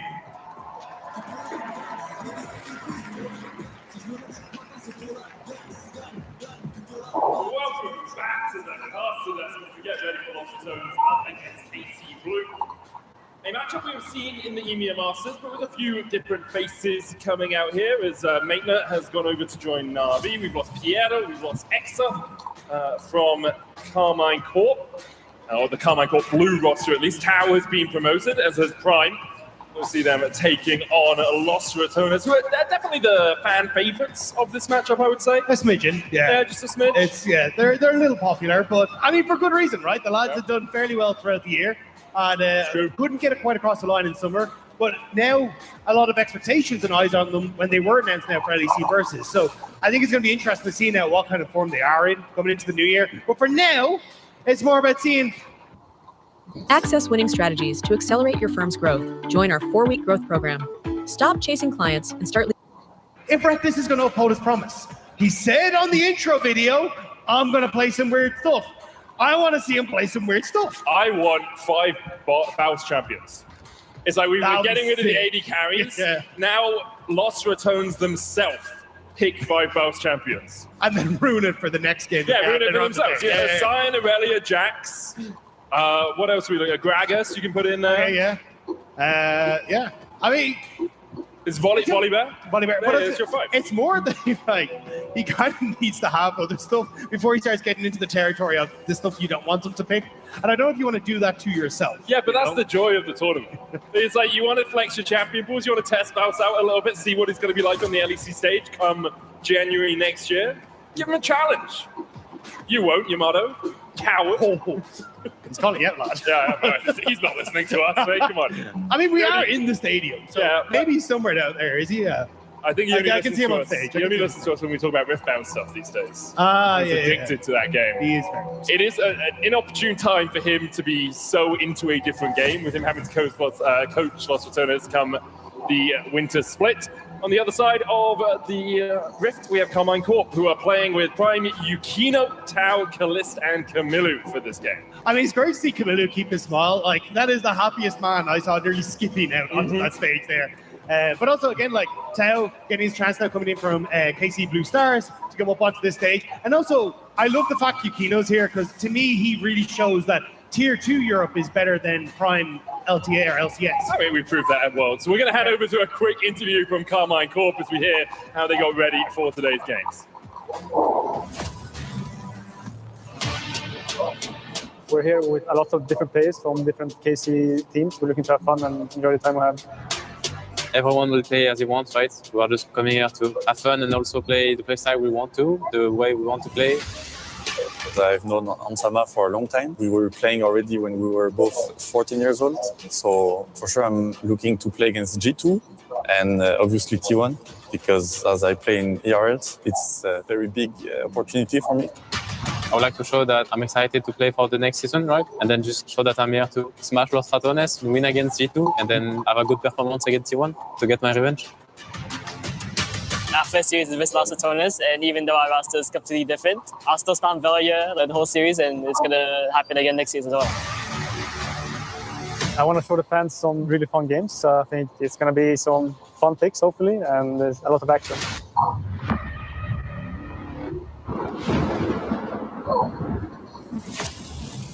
Yeah, good to hear the KC are just here for a bit of fun, as we kind of expected. We've seen it from G2 already, we've seen it from NNO. Everyone's just here to have a bit of a good time before we get into 2026 and next season. For Los Ratones, I do expect something eclectic. I expect a few. I would love AP Aurelia. I would love just to see something that's a little bit, give Baus a little bit of leash. Yeah. I'm down to just see what happens, to be honest. Yeah, sure. And again, we already had the fun start in game number 1, so it is going to be kind of like eyes on you if you're true. We're going to go standard now. Are you the spoil sport is the question, right? Okay. Let's see. I do see a draft in front of us on our program monitor. Hopefully we'll have that up on production in a second. Yamato is there with the team. Los Ratones with their new Red Bull sponsored jerseys. They sponsored the team. I don't think they just sponsored the jerseys, but as a sponsor, they are now on the jerseys. As you can see on the left side of your screen there, the bands from match 1. Those are the 10 champions that were picked. They cannot be played in match 2, and Sion immediately banned out by KC. So the beauty is, thanks to G2, Crownie's already banned. So for Boss, you can just focus on him and then take out 2 pillars of the LR. Yeah, 100% right. 100% right. We can't get him taken away from Reckless as well. Kiana, removed from Yukino, had an absolute stormer of a year on Carmine Corp Blue.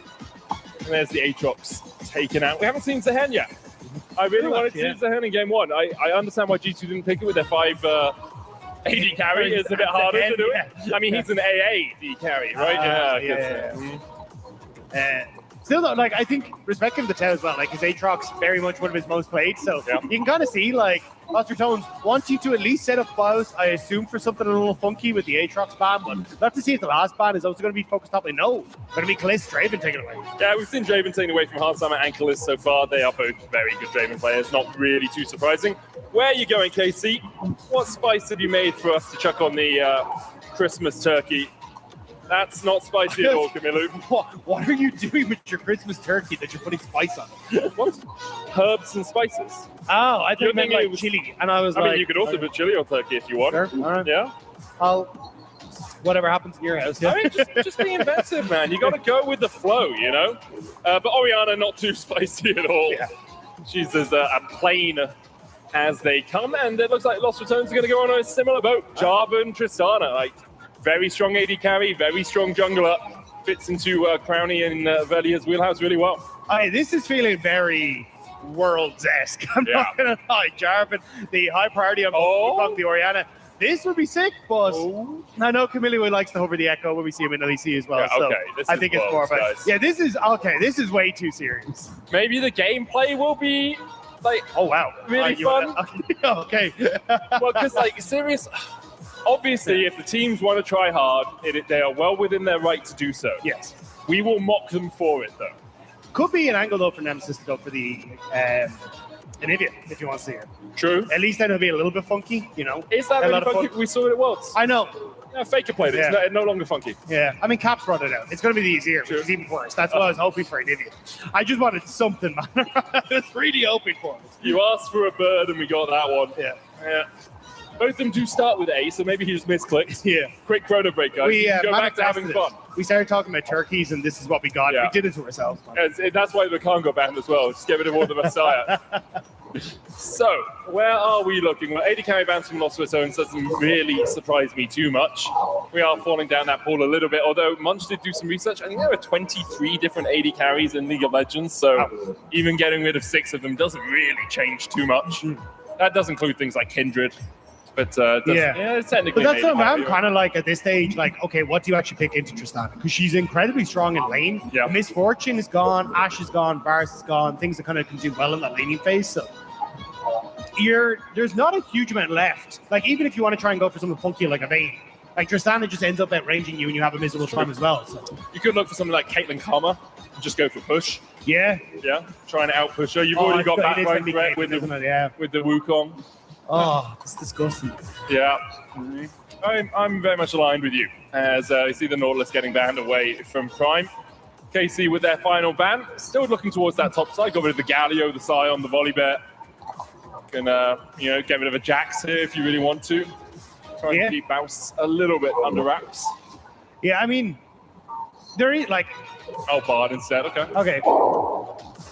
So, I mean, I think you can still potentially play something like the Irelia if you want to for Bouse in that top lane. You're honestly. being, man, like, both these teams, these are normal drafts. You can't keep going for, like, the fun picks. Well, it's more like, what do you have as an answer into the Ambessa, right? Yeah. And you can't, like, the Jax does work, but honestly, I do think the Irelia does work as well, because you can kind of beat her in the early stages of the lane. Sure. So, maybe.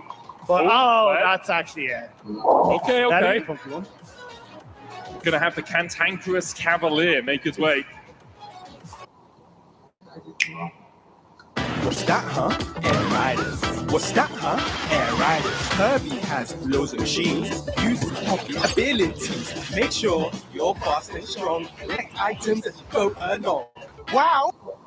Onto the stage. Bouse brings out something a little bit higher on the Scoville scale than we have seen so far in this draft. KC, I mean, Caitlyn Karma makes a huge amount of sense here. You know, if I'm seeing it, they should. Yeah, I like Lucian Braum. If you actually want to try and go for a bit of like disengage, especially for the the Jarvan as he goes in.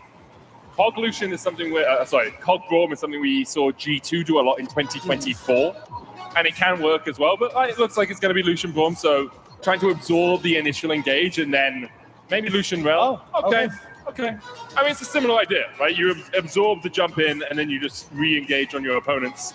Also gives you a bit of a wombo combo with the Wukong, Cyclone and Magnet Storm, Shockwave there, and there's the Braum from Los Ratones. Yeah, that was my worry, was if you don't take the Braum yourself, you end up giving that Braum across, and he's very strong with, answering for that Wukong engage or the follow from the Ambessa. But either way, I mean, KC, like we saw this countless times at Worlds, right? This is a bit of an Exodia combo when you look towards the Wombo styles.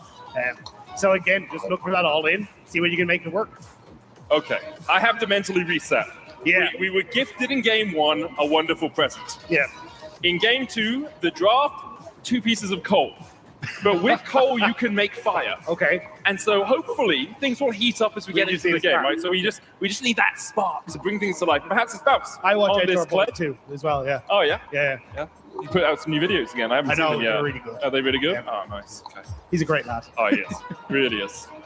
Anyway, hopefully we can fan the flames of not only this game, but this rivalry, as we saw KC and Los Ratones take each other on at EMEA Masters Summer. It was KC who came out on top. Only one of this roster, though, that still remains for them. Is it 1 or 2? I'll let you. Only one of them, yeah. It's just Yukino, who stayed here in Europe to remain on KC Blue for next year. And we'll jump on to Summoner's Rift. Having a quick look at the runes and the masteries. Nothing too surprising for me as we get ready for the game. I can tell we're in different brains, because you looked at the runes and masteries. I looked at the skins to see who's running the Christmas skins again. But actually, the good news is, this is the one Super Series game we could potentially get of the day, because now the champions are gone. True. So, no, are they doing this? Casante still exists. Ornn still exists. Yeah, but Ornn Jungle. I mean, Ornn Jungle would be interesting. Fizz Jungle is something we've seen as well. We have a pause, guys. I'm really sorry. Yeah.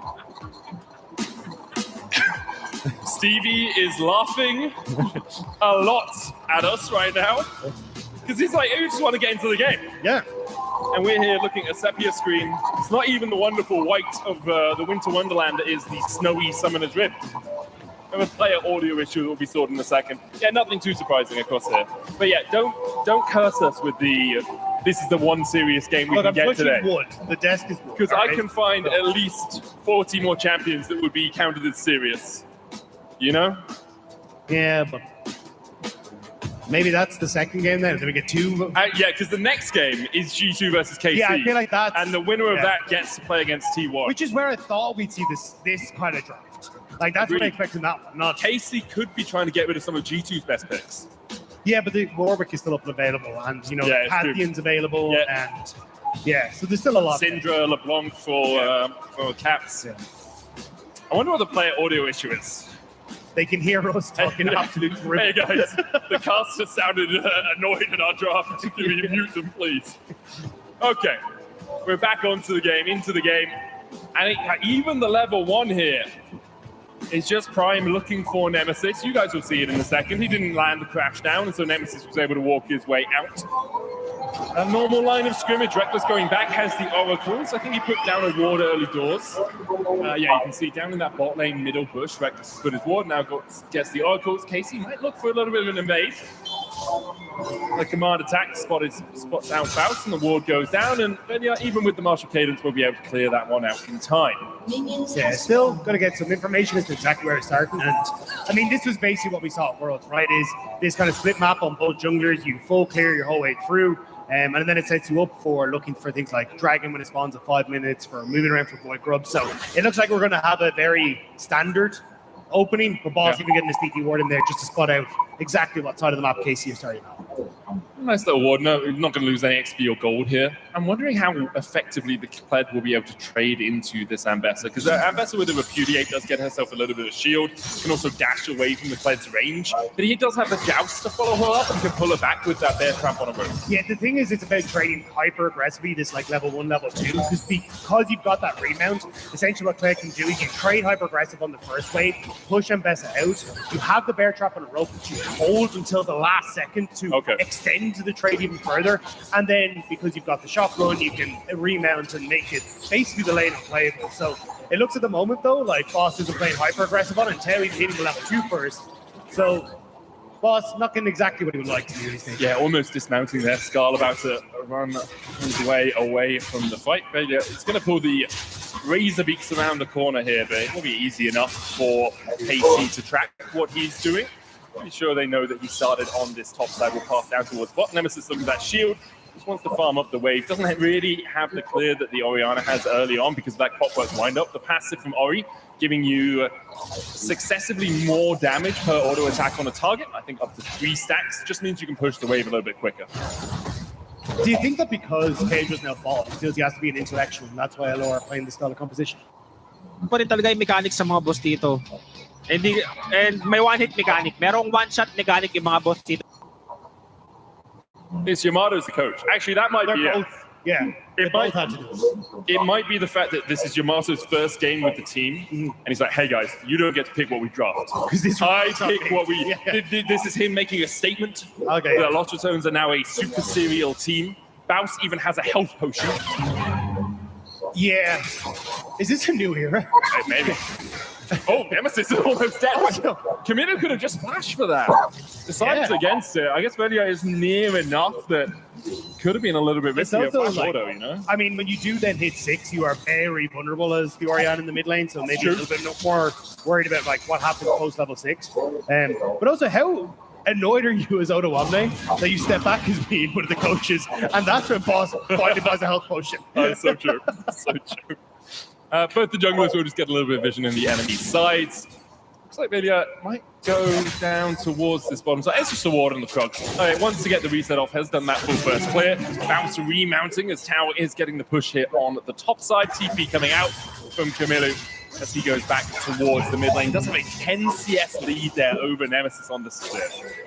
Yeah, I mean, fantastic stuff in the early stages, and this is probably just going to be the way it continues for a little bit. You've got very strong lanes essentially across the board, especially with Tao. Honestly, I'm playing the early levels well on this Ambessa, and then you're looking towards 45 seconds until Dragon. Opportunity for Yukino if he wants to try and move in towards that objective, because this is kind of where we see the reason junglers keep going for these full clears in the early stages is it sets you up very effectively for these neutral objectives, because in full clear now you can go reset and then come back out of the map for Dragon. But we'll have to see if that is going to be the full focus here from KC, or if they want to just try and keep clearing towards that level 6 and try and look for some of those later on objectives when they get access to the ultimates. And you can see Prime using the fact that he has a little bit of time on his reset to go towards the mid lane, but Lost Return has put a couple of good wards down. One near the Razor Beaks, one near the Krugs. Velia did his due diligence and keeps Nemesis safe from an oncoming rail gank. Now has to path down towards bot again. Yukino not going for the oracles on his first back, keeping that extra ward. means that he's not going to be able to clear out that vision in his jungle, which means Lost Returners actually have perfect information, really, of where Yukino is, even without seeing him on the map. They just know. Well, he can't be on the bot side. He's just finished clearing all of those camps, so he must be up towards the top side of the map. Yeah, which is why we're seeing Valiant now starting to move in. Could look for a potential gank, although you can look at where Camilo is on the mini-map. He was kind of hovering towards that top side. And Valiant spotted out of the ward there as well. More than likely going to finish his own camps and then just look to match on towards his top side clear. The push is there for Crownie and Reckless on this bottom side. If he wants to go for Dragon, but there's no real pressure at any point quite yet. And both the AD carries going for the call as well. Want to get that first item as quickly as possible, get that gold stacking up. I have to remember, like, Reckless and Crownie played together a huge amount over this year, and you look at the other side, and like Kalista and Prime haven't had that same luxury. Bot lane, like the 2v2 especially, is so much about understanding exactly when your AD carry as a support wants to fight, wants to play, and you can get some of it from the hypothetical, from the theory of the lane, but sometimes as well, like different AD carries will want to go in on a slightly different you just timer. see this situation slightly different, or how you want to play it is slightly different based on honestly how good you can pilot the champion to a certain extent as well. Oh, good. Double crash down here, but Crownie has to leap away. Yukino coming in from the side. Isvelia had started up that dragon, but is now forced away from it. We saw the heal coming out from Reckless. Heal and flash used from Prime, though. Yeah, you do have to be a little careful here, because if you look at Yukino's items, he's actually got that Coffin's Warmer completed, so I'd be a little, Phage completed, so I'd be a little bit nervous about trying to go for a full match. That's why he just went for the reset, now finished the tunnel to match the better reset that Yukino had. Bounce on this Kled. He kind of has death protection under the tower because of Skull. No? It's just stuck. Oh, God. Yeah.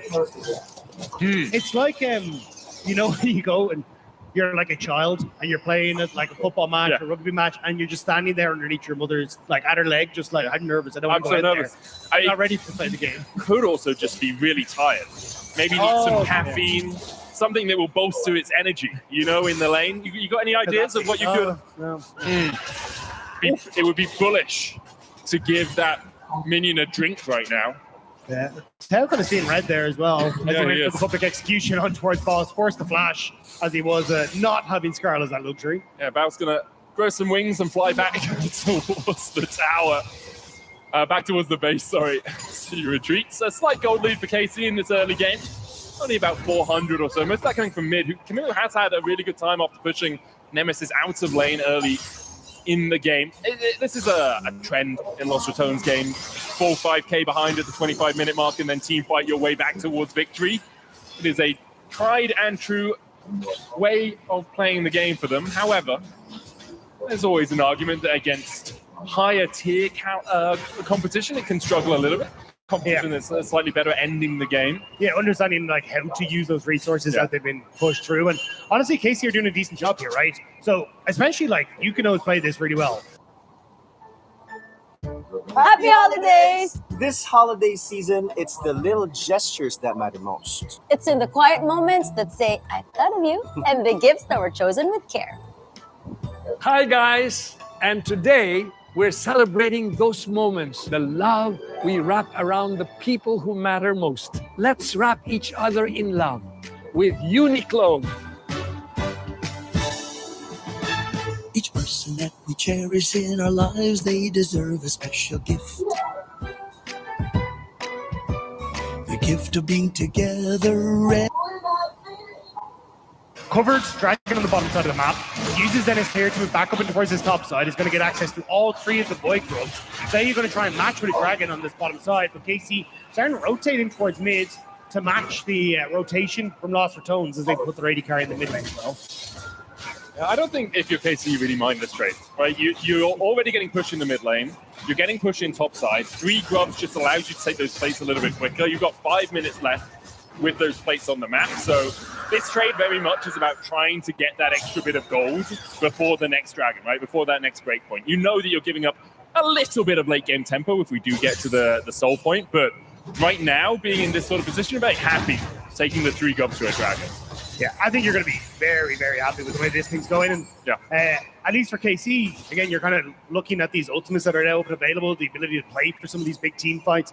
And with Infernal Dragon being the next one, I think that is going to be the focus to try and make these things happen. So for Lost Ratones, I think it is going to be a case of, okay, how do we try and now put some resources in towards our key carries like Brownie and Reckless, incredibly strong on this bottom side of the map, if you can use Velia to set up for them. So I think that's where, if I was Velia, try and put some pressure to play around this one. Alistair, public execution available for Tau, but Baus remounts so quickly using the Tiamat auto reset alongside the violent tendencies, the Cled W, just allowing him to get back on Scar really quickly. You can see Prime in the area as well. Look, I will say, we are 10 minutes into the game. It is 0-0. My mind harkens back to Wembley, 11 years ago, Roccat versus Gambit, where a man in the crowd shouted something. It was in England. It was when the EU LCS went on its roadshows. And it's safe for everybody. I'm not going to say it, but my mind harkens back. It is a well-known quote about fighting, and I kind of want the teams to do it. just poking them with the stick. Just do the thing, please. Please, just do the thing. Do something. Come on. Yeah, I will say, like, I didn't prep for this, like, Worlds to be like, oh, I've got like 3 years backstory on each of these different players and like their crops. It's not the series for that. Yeah, right? exactly. Like, I can give you narrative about Reckless. We can go through the trials and tribulations. We can talk about how it all started with success and all collapsed with top esports. But this is not the place for that. This is the place for fighting. Please. Okay, they're not going to because compositionally it doesn't make sense for them to right now, but hopefully eventually. We can bribe the stage manager to go down and like start hitting flash keys and stuff. Like, is that an option? If you haven't done 1,000 damage to your lane opponent in the last couple of minutes, your flash gets automatically burnt. Yeah, I think that's fair. I think that's fair. Yeah. Fair and valid. And then we can start burning like TPs back to the lane, so you don't have that opportunity either. Like, start selling items, because then you can stop the full fighting, or stop the full scaling and just go for these fights. Like, we got options as Camilo. That's not where you want to be, lad. Yeah, Camilo's getting caught out. There's the Emperor's Divide going down. Shockwave lands, but he doesn't really have an escape. Lost Ratones on the board first. 12 minutes into the game. First blood for the Rats at this Red Bull League of its own. And a good setup. I mean, Velia holding space on that bottom side, just waiting for the overextension. And a Yukino, knowing there's so many people on the bottom side, could look to dive boss, but it's a Cled. And like, as you were saying, once you've got Tiamat, it's very easy to get the remount. There's 5 auto attacks, one of them being a Tiamat, and then a full shotgun blast to remount. And Camilo clears the wave, thinks he's safe, sees Reckless, and thinks that he can try and make the play happen, but the cavalry arrives. And it's not a good time for Camilo. Yeah, a really good collapse in Lost Ratones, but super greedy from Camilo to step up like that. The wave wasn't there. He had no vision in the bot side bushes. And what are you actually going to do to Reckless in that situation? He puts up the Unbreakable and you chip him for a couple of hundred damage, right? Rest of the team wasn't in position to collapse, but even though Lost Ratones did get the first kill of the game, KC have extended their gold lead by about another 400. Kalis, 600 gold. Oh, never mind. Brownie just pops in his cull. So now the gold goes back down. So the gold lead that Casey had extended was because Kalis finished his cull first. Yeah. That was it. I probably should have looked at the scoreboard first. They are now getting a lot of turret plates on this bottom side. So he's getting a little bit more gold into the key carries as well for KC. Not the worst place to be. Well, 45 seconds until Infernal. I swear this has to be the time. No, it's this is the one where it has to be. Please. You remind me of an English fan whenever it comes to an international sports event. Look, guys, it's not coming home. You can pray as much as you want. You can talk about 50 years of hurt. You can sing Swing Low, Sweet Chariot as many times as you want. You're losing the Ashes. You're not winning the World Cup. And I'm one of those guys. I'm there. I'm in the same boat as you right now. I want action, but I don't think either of the teams have to commit for it. Like, if Lost Ratones pull the trigger and go for the Drake, maybe KC will want to fight it, but it's still only the second of the game. Someone gets chunked out first. First the worst, second the best. Oh, yeah, okay. The one with the hairy chest, was it? Was that I don't know what dragon specifically would have the hairiest chest, but we'll wait and see whatever comes in third. Good point. Good point. I feel like mountain I dragon. feel like this is how scientific research works. Hey, look, no fight. Oh, Camilla looking to shot, and Magnusson comes in. There's the culling. Living up to its name as Velia falls first. Emperor's Divide keep Nemesis and Reckless safe, and they will back away. We even it out at 1-1. And that's enough, guys. The handshake. There's like, look, we got to even it out. We got 7 more minutes till the next kill. 21 minutes on the dot. That's when it's going to happen. I mean, nice engaged up from Brian, honestly. Like, good setup, and Lost Ratones just a bit late to the party. You can kind of see KC knew exactly where they wanted to be and how they wanted to set up. And with the Wukong, Oriana just picking up that Luden's Echo as well, that potency of this combo was already alive. Very true. Let's have another look at it. I think the shockwave comes in first, and then it's followed up. Oh, no. Magnusson into it. There's the shockwave to pull him back. Yeah, and again, pulling over the top from Khalid is really well played. I'm shocked, to be honest, that Reckless managed to get away from this, but good ultimate from Nemesis to split KC and buy space for his support. Yeah, Sam Masami does a lot of work on form in those sorts of situations, especially if your teammate has a way to extend the gap between you and your opponents. Riftheld is up. KC currently in the driver's seat, but we said it a little bit earlier. Like Lost Ratones, they thrive in this sort of situation. Like this is not a bad position for them as a team. Hello, my name is Lily Yong, a QuickBooks Pro advisor from Intune Outsourcing Malaysia. If you're an accountant, this is for 5 years ago. Although Baus looking for some big proxies. Okay. Yukino is right here, Baus. Where are we going? Round the corner, round the bend, perhaps, as Baus is about to be dismounted from Skull, who runs to the nearest bush. He flashes away, but Callista's there. He charges straight into the wall, and Baus will fall. Callista gets him. The next kill a lot quicker as Tau has to flash away on the bottom side. Lost Ratones looking to collapse, knowing that KC were taking their time taking down Baus. No public execution for Tau. This is a little risky staying under the tower. Goes and clears out the minion wave. Redemption comes out, but they just don't have the damage yet. It's only a Nash's Cataclysm used as well in the end. Lost Ratones will take him out. It's a lot longer than they would have liked. And while this is happening, you've got a wave pushing in topside for Camilo, a Riftheld begun by Yukino, and the mid lane pushed in by Kalif. TP comes back as KC. I mean, they might look for the fight here. Baldro saying hello in the corner. As a good TP, again, like so. I thought you were talking about Oriana for a second there. I mean, which one reflects more light? We will never know. That's his strategy. If they play, when they play against T1, he's just going to get the glare from the lights into Faker's eyes, you know? Distract him a little bit. Still though, KC, this is kind of prop to them. They're playing this out well. They get topside play, get that objective. Although they end up losing Tau, who I think was trying to play for Prime, moving into that bottom side to help them cover. Unfortunately, a little late on that one. But still, they end up getting the TP from Kulu to make sure they don't lose the tower. And I think with a 1k gold lead, or just shy of a 1k gold leads, they're in an okay spot. And what Lost Ratones have done well is get this Azir back into the game, though. He was struggling in the laning phase and now picked up both of the kills for the team. Has the Nashes, and it looks like it's going to be a Rabadon's Rush straight after that for that extra AP. This Azir will be doing a lot of work in the fights because there's no true tank as well on the side of KC. You just have Prime, who has to build Redemption because apparently all supports, even if they're tanks, have to build Redemption first.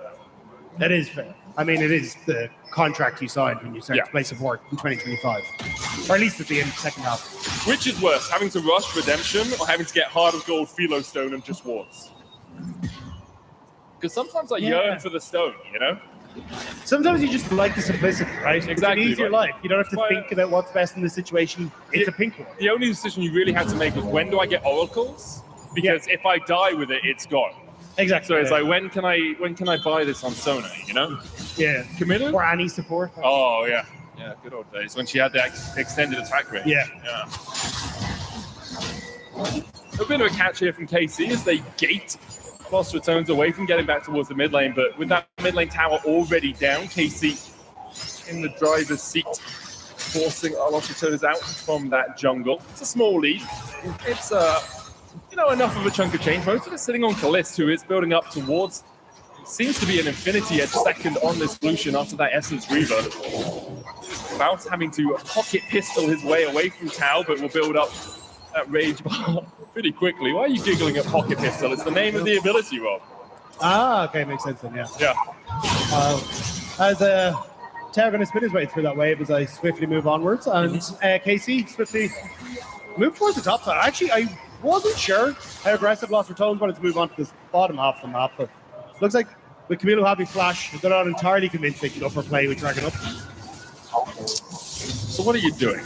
Are you gonna try and take the fight? Lost Ratones setting in as 3. You can It's a come risky in from the side move. as well. Prime looking for a flash away from Crownie. Shadowing Strike was about to find the stun. At the moment, a 5v4 in Lost Ratones' favor, but Tao's on his way across on that Ambessa. Bounce having to jump away. Scuttlecraft going over to Lost Ratones. The Magnet Storm onto 2. Bombing the Wombo Wisp of combos. The Cyclone on Velia blows him away as KC takes the fight 3-0. That was clean from KC. The immediate jump onto the Azir. Doesn't even get a half a second to use that Emperor's Divide. And KC starting to run away with this. Yeah, that was really devastating. A 3,000 gold lead now as well for them. They get their second Drake. They'll get a tower on the bot side just to extend that lead. And Yukino finding the backline alongside Prime with that engage. Perfectly played by them. Really well executed. And it's, again, because you've got those 3 Void Grubs, you're very capable of pushing advantages when you get fights like this. And you see their flash in, immediately followed up with both the Wukong, the public execution, the pulling across the top, and even the interrupt. So well orchestrated by Yukino there on the flag and drag. Yeah, Prime playing for his life in this game. The combination between him and Camilo and him and Yukino have been perfection. 4K now the lead. And we have said a couple of times, 5K down at 25 minutes is Lost Ratones' comfort zone, but things do get uncomfortable when you get towards positions like this. Bounce the only one with the lead on the team right now. It's also when you're playing against a competition that KC has, it's very easy to execute. Like you see it there, right? You flash in, you have a ton of people that can actually set up. Can you please just hear me out? No, all work management platforms are the same. They take forever to learn, and in the end, nobody uses them. Monday.com is the one you'll actually love to use. It lets you set up your workflows yourself. No admin, no long approval process. You're in charge. I don't have time to set up workflows. That's fine. Monday also has a ton of templates you can choose from, so you can be up and running in no time. It's both flexible and standardized. Sounds too good to be true. You know that llamas are biologically incapable of lying. How would I know that? Anyway, did you see the dashboards? They update in real time from your team's day to day, so you're always in control. No freaking way. I don't have to put the data in myself? Are you for real? Monday.com handles all the boring stuff, so you can focus on what really matters. But what if we're not compatible? If it's any type of work, marketing, sales, HR, llamas, and there's a free trial, so what's the harm? You know what? I'm ready to fall in love again. Thanks, Talking Llama. You don't remember my name, do you? Of course I do.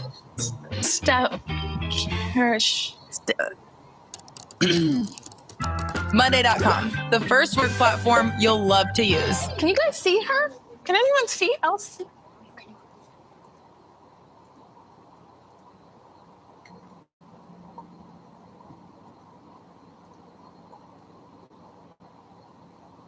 Your engagement off of the top jungle and support, great and easy follow-up with Camilo, is not an easy time for Lost Ratones to just snap engage and find these picks unless KC overextend. Which is the press R composition, right?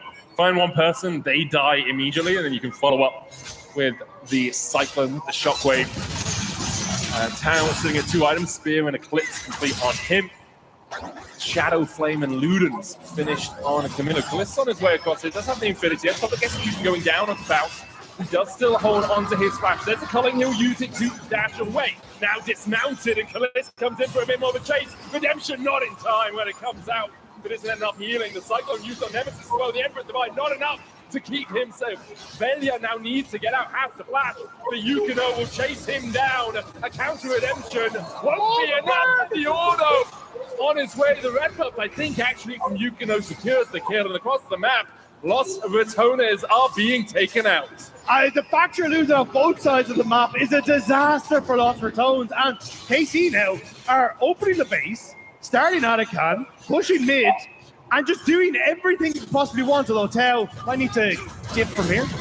Has the flash, will jump onto Crownie, flashes the wall. Crownie good, using the explosive shot there to get the jump back in, gets the shutdown. Meanwhile, on the top side, Yukino has started up the Alucard. TP coming out from Nemesis. It's actually Faust who's going in with the TP alongside Nemesis. The two-man squad going to charge towards the Alucard. They don't have a smite though, and Yukino does, but it's Camilo who secures it. Faust now having to dash his way away, will be dismounted. Lostratones looking to try and take the fight around that objective, but couldn't get there in time. Yeah, you're looking for a miracle there for Lostratones, but just couldn't quite find it. And it's just a nice play by KC. So, actually, the engage started by Nemesis, thinking we've got Velia on the side, we can look for this. But Yukino in a much stronger position. And again, these interrupts going so well for KC when it comes towards what Velia wants to try and achieve in these fights. Could use the decoy as well for Yukino to get the double decimating smash from that Wukong. He's on fine form, and KC Blue very happy to have kept him for 2026. A 5,000 gold lead now for KC as they head their way up towards this top side. Nemesis perhaps a little bit overextended. Yukino looking for that flank position. Prime's on his way. Does not quite have the flash. The Emperor's divide out. He takes that. It's a big ultimate used as Callistus jumped on by Faust, but can dash across the wall with the relentless pursuit. Yukino caught out with the Glacier Fish, but another ultimate invested by Lostratones. Velia looking for that Cataclysm. Tao's going to TP in. The Cyclone once again to stop Velia finding the engage. Perfectly played by Yukino, and it will mean 2 more kills over to the boys in blue.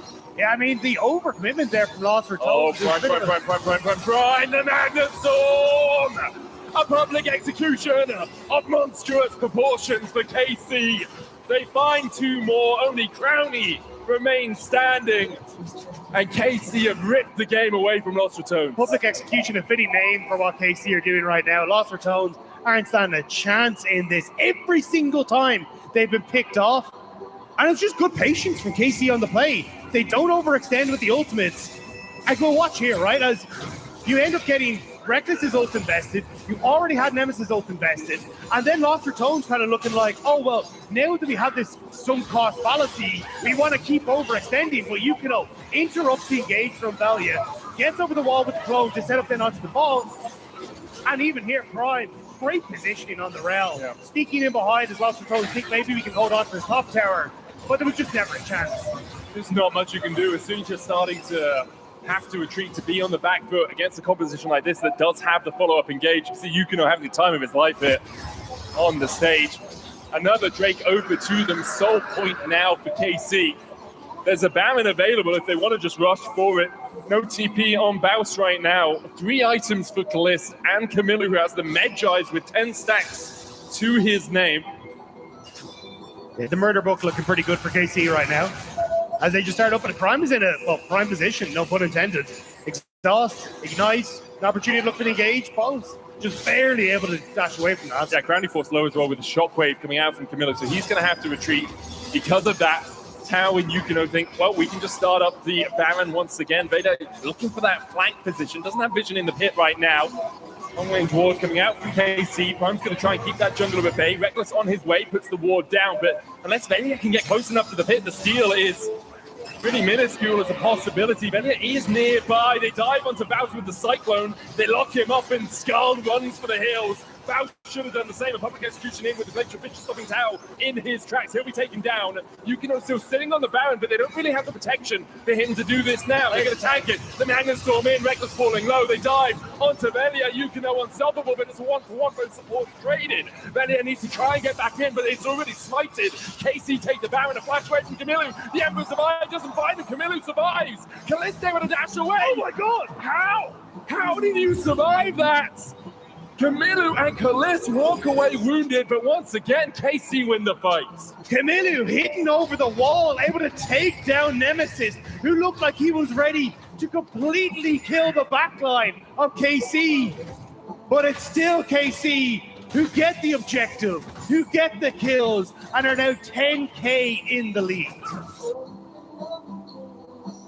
I like making my podcast. I don't like making short clips of my podcast. So the AI chooses the best clips, maybe this one. Right now? Yeah, because it knows what's important. And it actually gives you a score based on how well your clip is going to connect with your audience.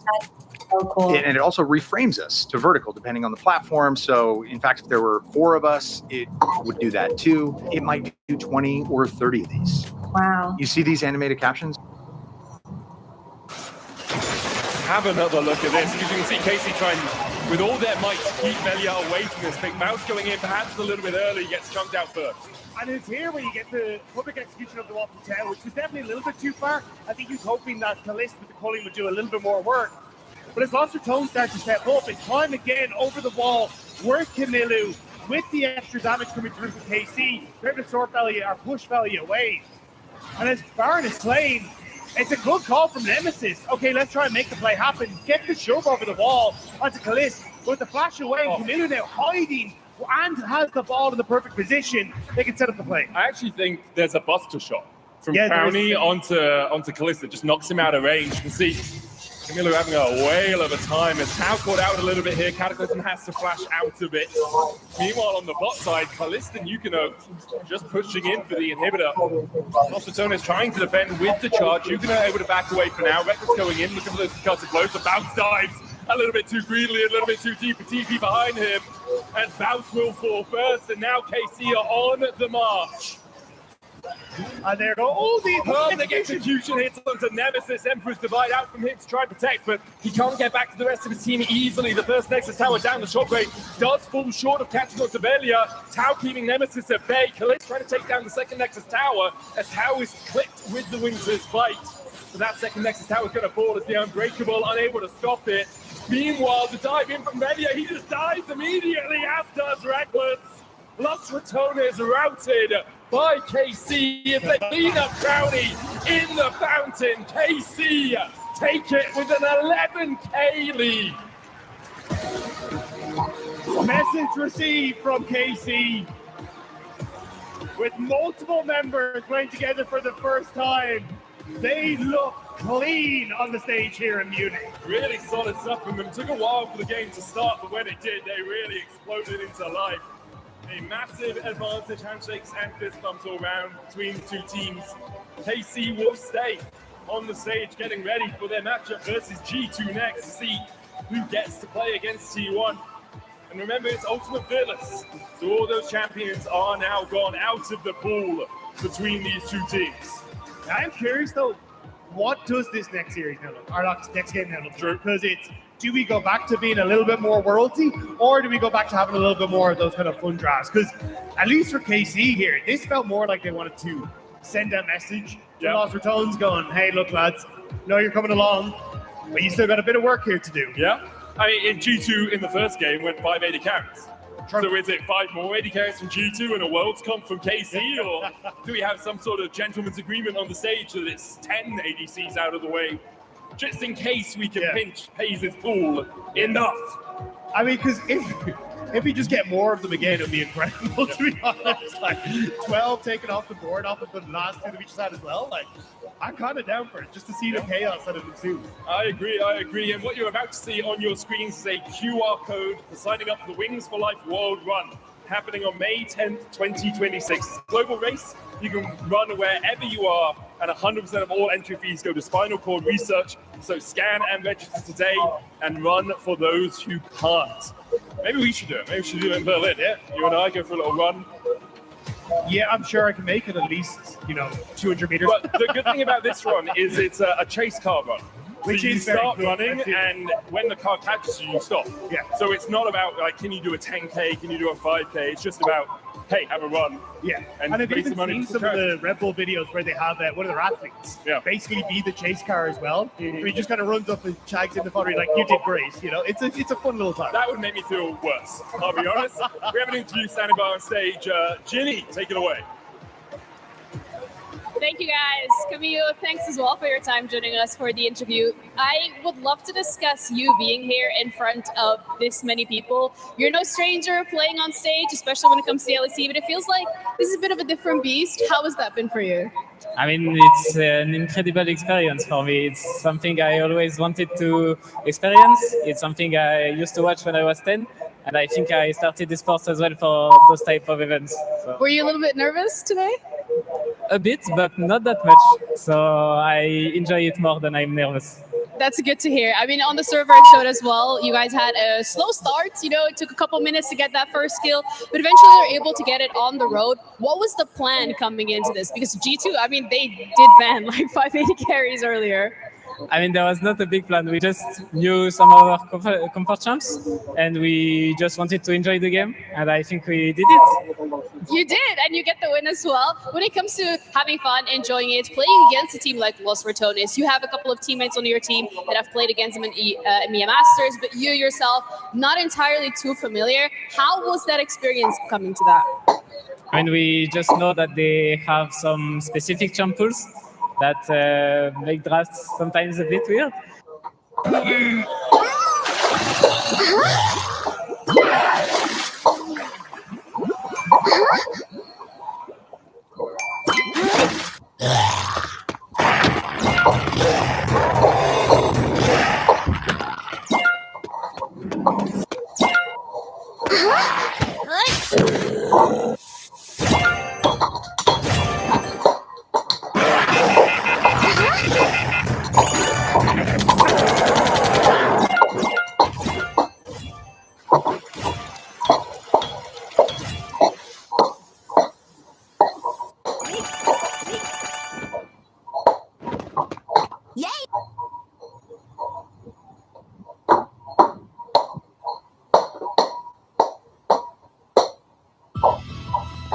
Let's play with Foxfire.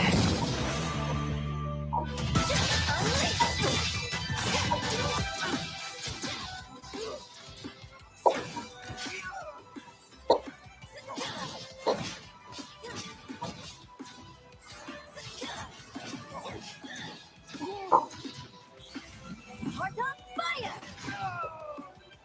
I will drink your memory, so you can live on. Surprise!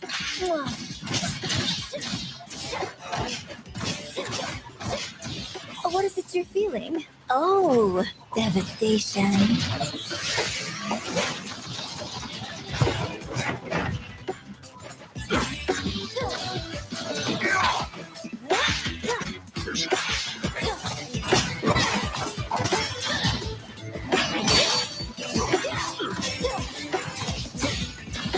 Does it soothe your spirits, being on Noxie in general?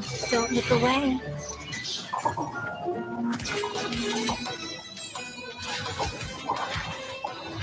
Give me your heart. You got outfoxed. It happens.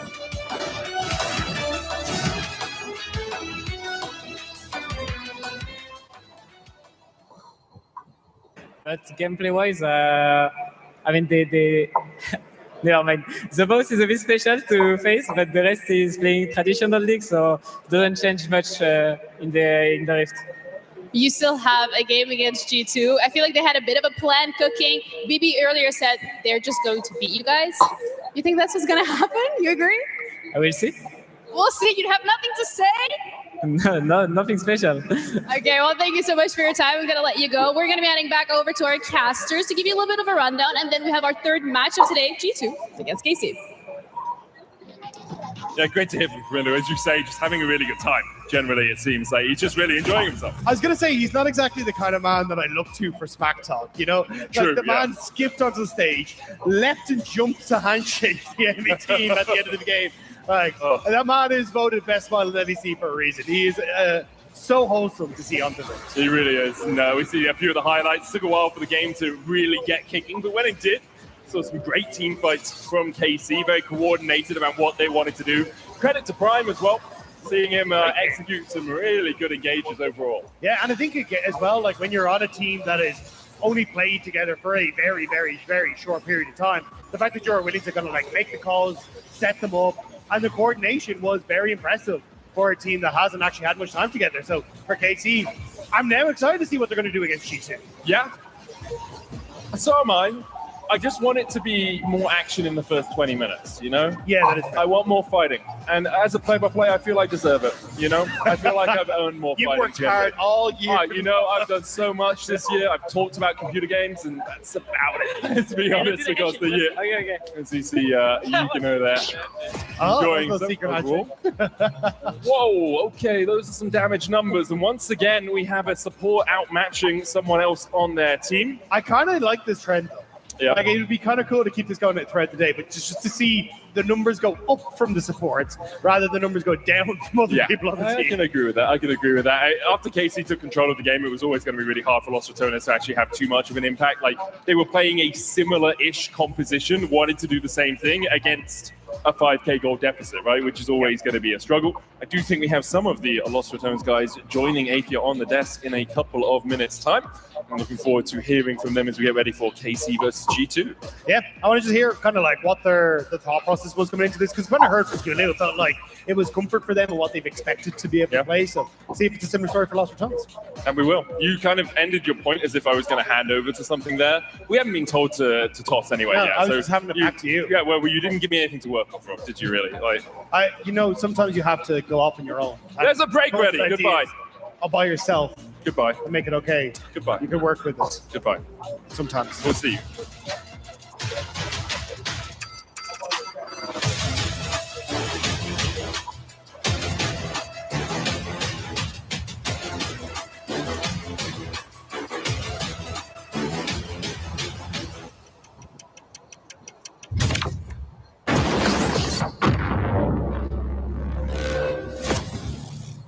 Ace of a man then on track. The youngest ever Red Bull Hardline competing. Ace of a man. Second, the Red Bull Hardline Tasmania. I'm Ace of Vermet. I'm 18 years old. I think he's definitely pissed he got second. I got second place, it's good. I'm a big stepper when I walk, money maker. Welcome to the toughest downhill mountain bike race. He has been waiting for this. All these expectations. Time. 3, 2, 1.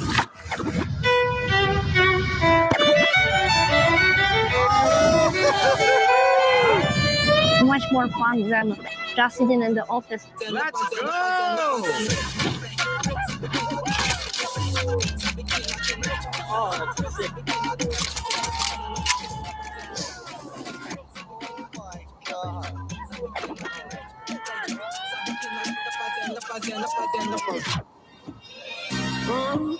Then just went, if you know, you know, kind of thing, you know? Making a move?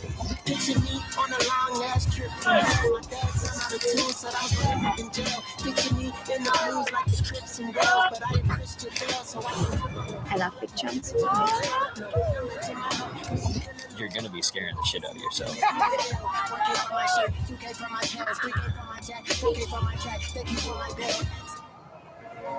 Embrace the unknown and dive into a world of adventure. My nose, it is frozen.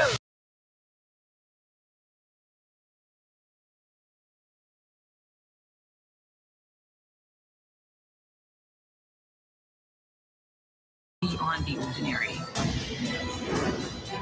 Adventure on Red Bull TV. There is a moment. So yan yung mga resources na gagamitin nyo para makagamit ng skills. And yan yung Suspended between fear and freedom. Just before gravity remembers me. I just fly. When I was 20, I had landed the world first. The fire was lit. Slopestyle world champion representing Switzerland. I wanted to see how far I can push the limits. Just when I thought I found my rhythm, I was faced with something I wasn't prepared for. You've seen the chaos, the pain.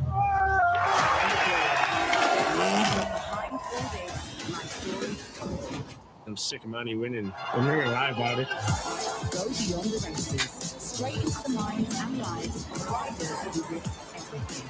Just to finish with the most stars. Now available on Red Bull TV.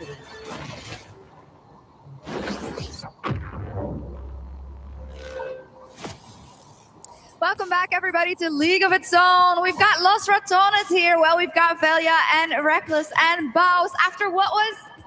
Oh, guys, it was a little bit of a sad performance. I heard you just talking about it now already, Reckless. What do you want to say first about it? Well, we felt like it was lose-lose going into it because we knew they were going to try hard.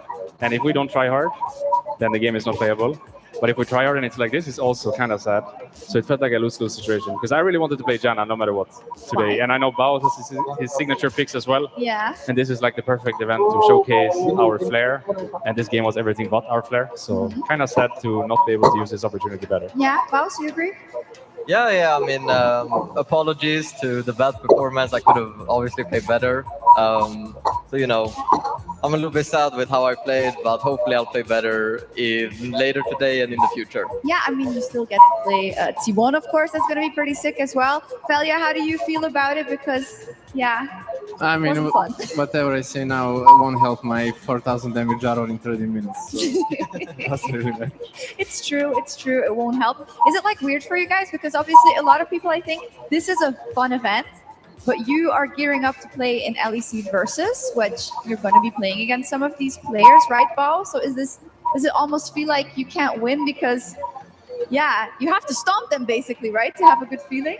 I guess, but like, then again, I think we just met up and we haven't screamed or anything. And I think once we start practicing, we get the team together. It should be better. Hopefully it's better then. Well, I will say that the damage charts, sorry about this, Felia, but you had more damage than your jungler. It also happened in the first game, actually. So I win on my game, at least. The support role is up there. Yeah. No. However, a lot of fans here are really happy to see you play, and I think it's actually quite incredible how this was just a debut year of everything, Felia. So how have you kind of experienced everything, and has it been overwhelming at times? Because I know that a lot of people ask a lot from you. They cheer a lot for you guys, but there's a lot to do. There's a lot of pressure. How was it? I mean, it is dreams come true in a way, especially after we are announced that we're going to join LEC.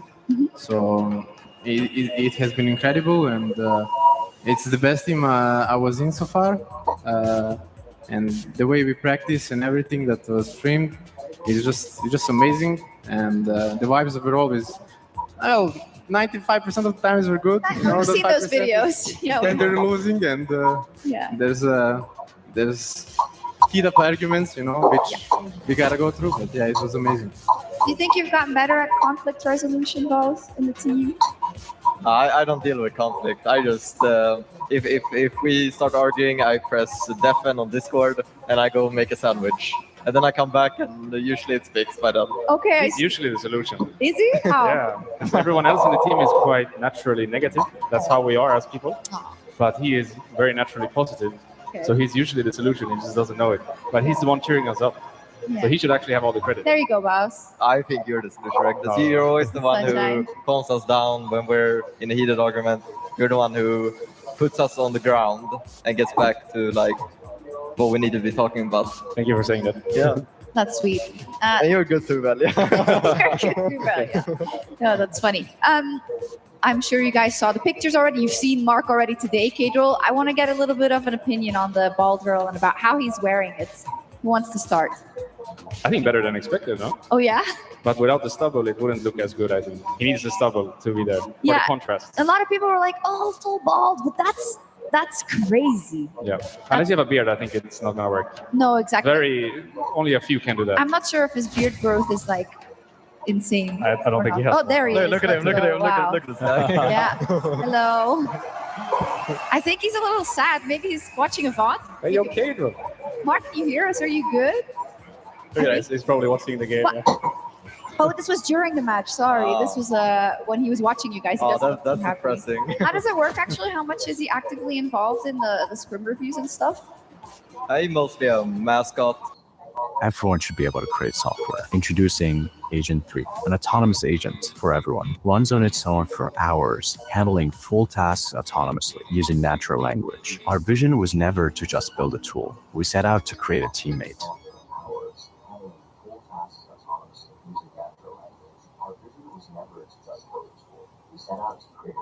These days, like, he'll come in and he'll give us some tips and tricks, but I don't really listen to Bronze 4 coach, so. Right.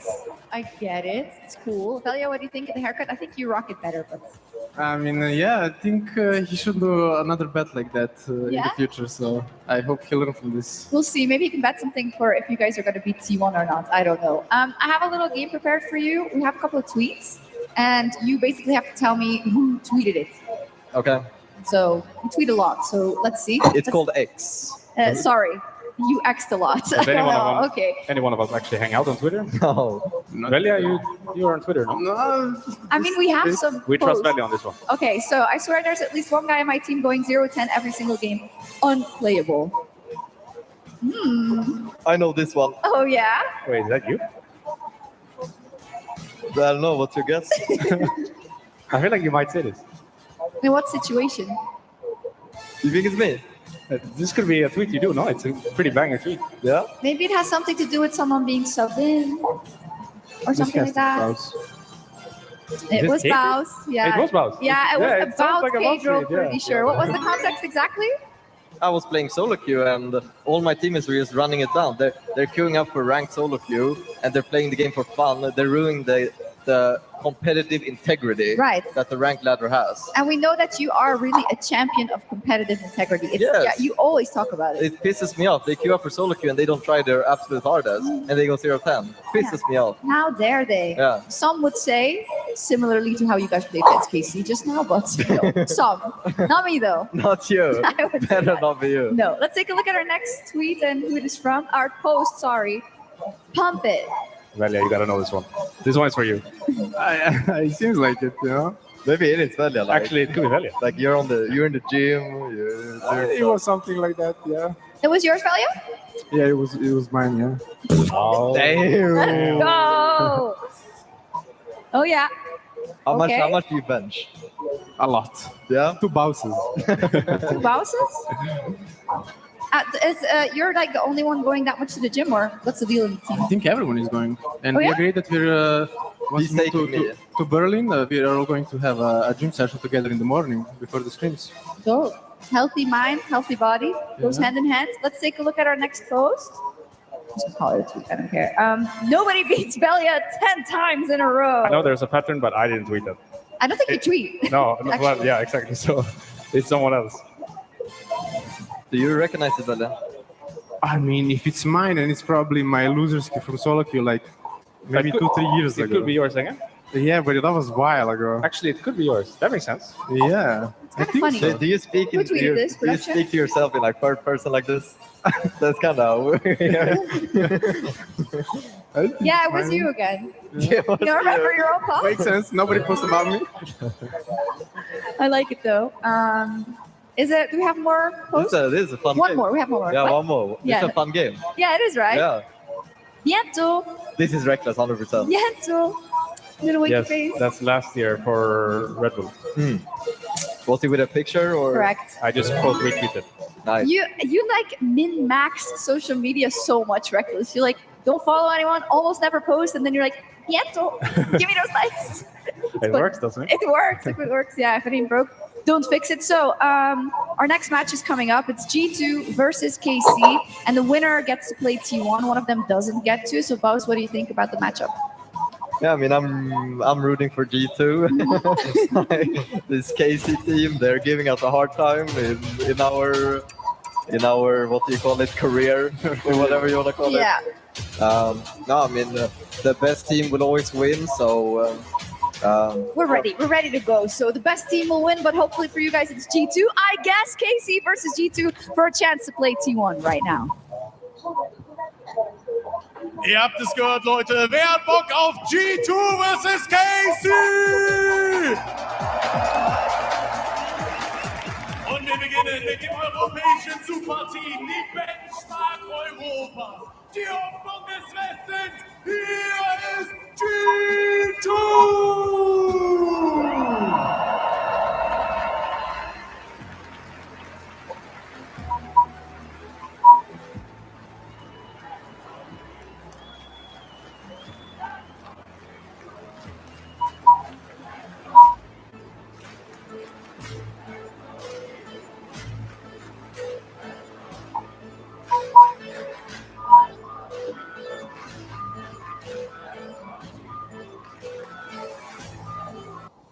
Hi, I'm Chun Hao, the QuickBooks Pro Advisor. Come and join me as I will be sharing how to scale up efficiently using cloud accounting and AI.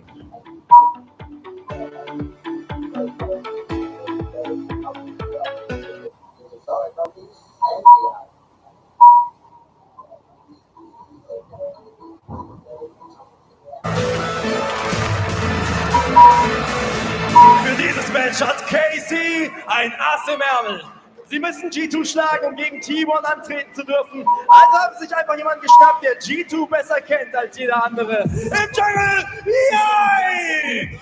Où tu donnes tout, où tu tailles. Ensemble, on va marquer l'histoire. Tu sais qui se méfie de toi. On est les best évidemment. Hier ist nochmal Casey! C'est la victoire. Pas le temps pour regretter. Pas le temps pour trop penser. Pas le temps pour blablater. Pas le temps pour ceux qui me jettent là. Je reste en éveil pendant qu'ils font que penser. Trop tard pour renoncer. Donner 10 fois plus, on le fait. Donner 100 fois plus, on le fait. S'entraîner la nuit, on le fait. On est là pour trier, on le fait. Ils veulent la gloire, c'est des champions que sur la net. Contre les défis, ils me disent qu'ils sont sur le menu. Tu nous as dans ta team, tu triomphes sur le mur. Für jeden Profi ist es eine Riesensache, gegen den amtierenden Weltmeister spielen zu dürfen. Freut euch einfach auf ein Match voller Hype, Herzblut und Leidenschaft. Das ist G2 gegen Casey. Let's get it on! You heard him, Orcs. Let's get it on. I'm ready. You ready to get it on? I'm so ready to You get prepared? on. I'm prepared. Yeah? I'm hyped. You got on your getting it on shirt and your cardigan? Yeah. Nice. Yeah. Good. Absolutely. Let's get it on. KC versus G2. And this one, I feel like, this is a day of fun, but this match has stakes because the winner gets to play T1, the loser doesn't, along the line. Like cows on a plane. Serious games are out of the way. Like there are no stakes for T1 for the rest of the day. And for the team playing them, the stakes are, can you beat T1 while everyone's having a bit of fun? Yeah. So my hope is we start to see Lux support. Or, Vel'Koz support. Things that are a little bit more squishy, but like to fight more. Yeah. Pyke mid. I haven't seen a Pyke mid in ages. It has been a while. It They has. did try and kill that. They really tried to kill that. They're trying to kill us right now. We're going to a break.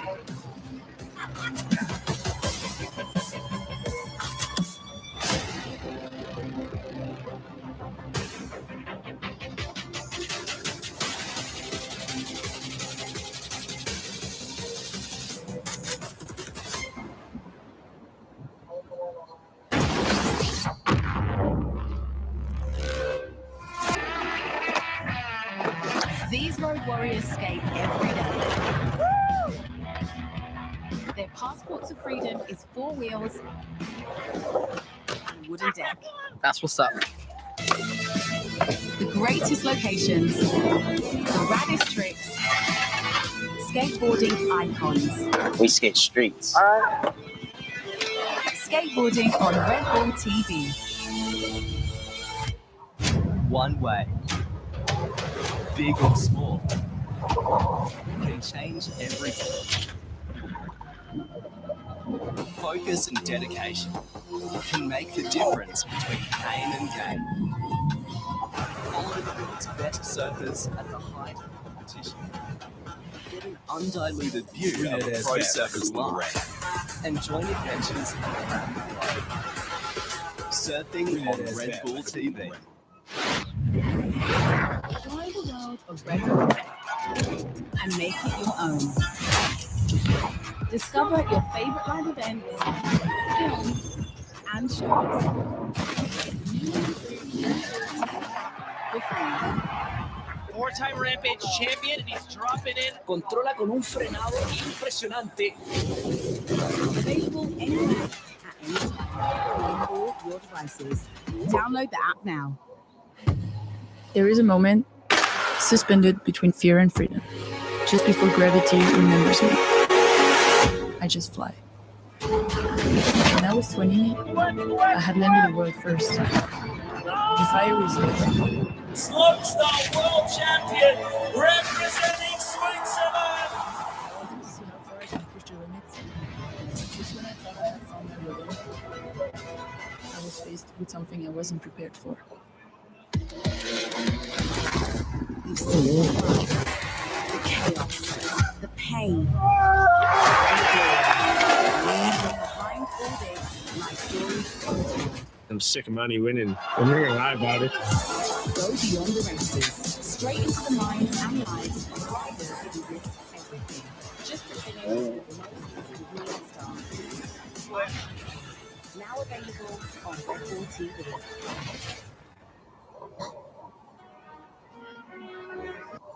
shine on the scoreboard, not on the ping. Exit Lag's giving you 6 months free, only during Black Friday. Get 12 months of MVP connection, but pay for just 6. No more delay on your skill, no more choke on the server. Subscribe now during Exit Lag Black Friday.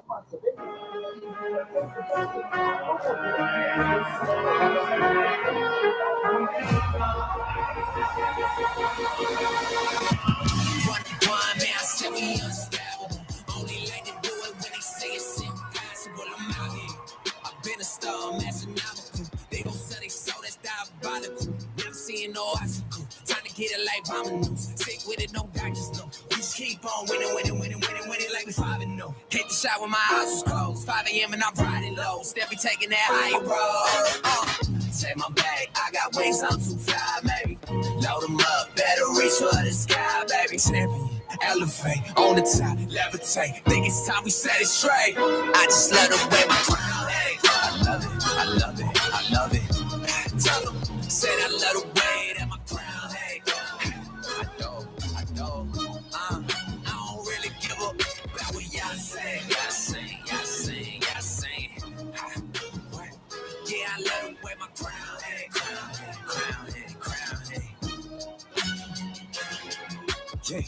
Folk, I don't know, it ain't slow enough, straight to the top. Yeah, we going up, we moving mountains, why they doubting, yeah. Jumping, shouting, why they counting, Take my bag, I got wings, I'm too fly, baby. Load them up, better reach for the sky, baby. Champion, elevate, on the top, levitate. Think it's time we set it straight. I just let them wear my crown, hey. Said I love the way that my crown, hey. I don't really give up about what y'all say. Yeah, I love the way my crown, Welcome back to Red Bull League of Its Own, live from Munich, where I have some of the KC boys with me, Calist, Yike, and Yukino. But unfortunately, weren't able. Yeah, give them applause. But unfortunately, weren't able to win their previous game, meaning they won't be playing versus T1. Calist, what went wrong? I think the draft didn't went well. I think they prepared well. They sniped the Mel ban. I wanted to play Mel against Raven, but somehow they found it. And then, they're pretty good champions into our draft. Like, for example, we had nothing to reach the LeBlanc. The lane bot was kind of hard with the Draven Nautilus. We kind of knew it, but they had a good plan. So, yeah. They sure did. Were you watching the game thinking, oh, look, they can't win without me? No, I was kind of autopilot after my series, honestly. Like, I wasn't really paying attention. Like, I was looking at the screen, but I wasn't really thinking about anything. No. Okay. Yeah. Yike, how was it for you? The only game you played today, you're 0-1. Good job, I'm man. 0-1. I'm the only one to lose, but it's fine. It was a fun game, It was fun. I think early game was the most fun for us. They were trying to dive. I knew they had some tactics, so I instantly went bot and I camped him. But they still won the game, and it was just fun. Man. I saw it was a cute moment between you and Broken Blade where you're like, oh, we're going in for the hug. For the high five. I was like, you really pick K'Sante against us? K'Sante? I know. I was very disappointed. Yeah, very disappointed. So they've anti-gaming, but you see, like, it obviously means a ton to them to like play T1, maybe get revenge over them. Yeah. Let's talk about your year just a little bit. You said in one of the videos that you really want to show, like, hey, we're super motivated for next year. We're going to make it amazing. Is that because you feel like a little bit disappointed with how the rest of the year went after winter? Yeah, obviously. I think the winter split, we did a really good split. We won the split. We were really good. And then we went to first end. It went pretty good for us. And then I think we got like something like a slump in the spring split. And then it only went downhill. So yeah, it's for sure like deciding, and we knew we could do better. So I'm really excited for next year with a new roster, new experience to show that we are better than this and we can do better next year. Do you think that you've adapted well to kind of the LEC stratosphere of things? Also, there's some of the things that are difficult, right? Like when you lose matches that are important and you can't get those things. How do you feel you've evolved overall? Yeah, I mean, I think I evolved a lot this year, even though like the year was, well, fine. We did like first, fourth, and third. So even though like the year was not the best for us, I learned a lot of things, and I'm really excited to play for next year because I know how to adapt to a lot more of situations now. Yeah, I think we're going to see that come to fruition. Yike, how do you feel? Because, I mean, it's kind of a shock, right? Going from the first team that you played in the LEC with and doing so well, not losing at all. So how is the adjustment for you? Yeah, I mean, it felt very bad. Also because we did win the winter splits. I was like, oh, I'm gonna keep the Let's streak. go. Yeah, but then yeah, we got more like reality checked in spring and summer, and we played worse. We like everything was just kind of worse for us, and yeah, it was very disappointing how it ended. But yeah, now we're just looking for the next year, so it's gonna be fine. Be good. You made a lot of headlines around the world with staying in Europe, which we love. How has that all been? That reaction to that? To be honest, I wasn't really sure like what to expect going on to this team, like going into this new KCB year. Well, I don't really know yet. I just played the one match with Lost Tones. Like I didn't really know my top lane that well, and neither my support. I didn't really know anyone, but we kind of stopped Lost Tones, even though it was holding roster. So yeah, I mean, I think they have potential. Like I think like we'll still be really strong, and I want to see how we do in LEC versus. It's gonna be cool. How are you looking forward to LEC versus? Because we also have Los Ratones, who you already beat today, actually, Kalis. So how do you think about that? What's their level gonna be? Yeah, we already beat them today with like kind of a mix. I think in ERL they were like good. They won multiple times EMEA and all this stuff. But I think like the ERL and LEC step is really high, and also they keep the same roster, so that's great from them. I think it will be like kind of hard for them, but I think it's normal. Yeah. So they will have to learn a lot of things and try their best. I think they will be like, I would say, middle of the pack team, maybe low, but if they improve a lot, maybe they can be better. We'll see. How did you think in terms of kind of when you were playing them, how hard it was to match them on a macro level and in terms of the decision-making level? Because it really didn't seem like it was difficult for you guys at all. As I said, we're playing as a mix, so like we're not really used to play together and along with the macro and all this stuff, but it felt really easy to play against them and like. Blue Protocol style Resonance features an open world map structure, giving players complete freedom to explore. Traveling involves running on both feet and jumping up cliffs. Later, you'll discover new gimmicks, such as finding wind directions that allow you to float with the game's. Yukino and me were speaking a lot about what we wanted to do in the macro and all this stuff, and we really felt like we were always ahead of the curve and ahead of the time. Cool. Yukino, what kind of attracts you to the KC kind of brand and empire and stuff? We know it's a really cool organization to be a part of with a lot of fans all around the world. So what is it that's so cool about it? I mean, definitely like. I mean, I guess it's already known. Like declining FlyQuest to stay here.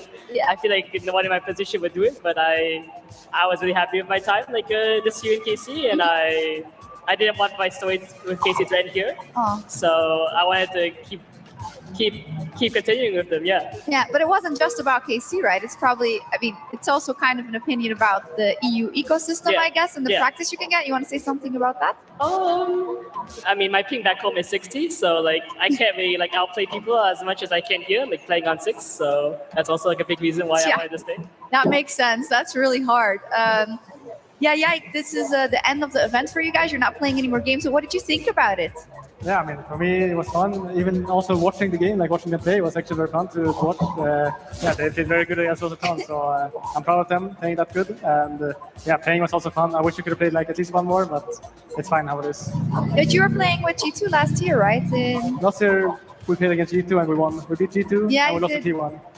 How was the atmosphere? Can you compare the German to the French crowd?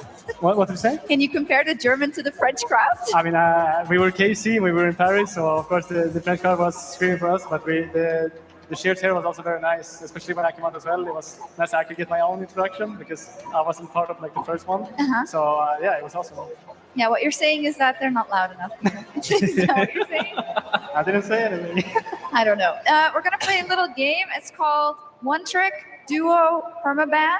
So like kiss, marry, kill, but one trick, duo, permaban. And I'm gonna say 3 players basically, and then in the order of which they appear, you have to say like for the first one this, for the second one that, for the third one that. Okay, here's the first one.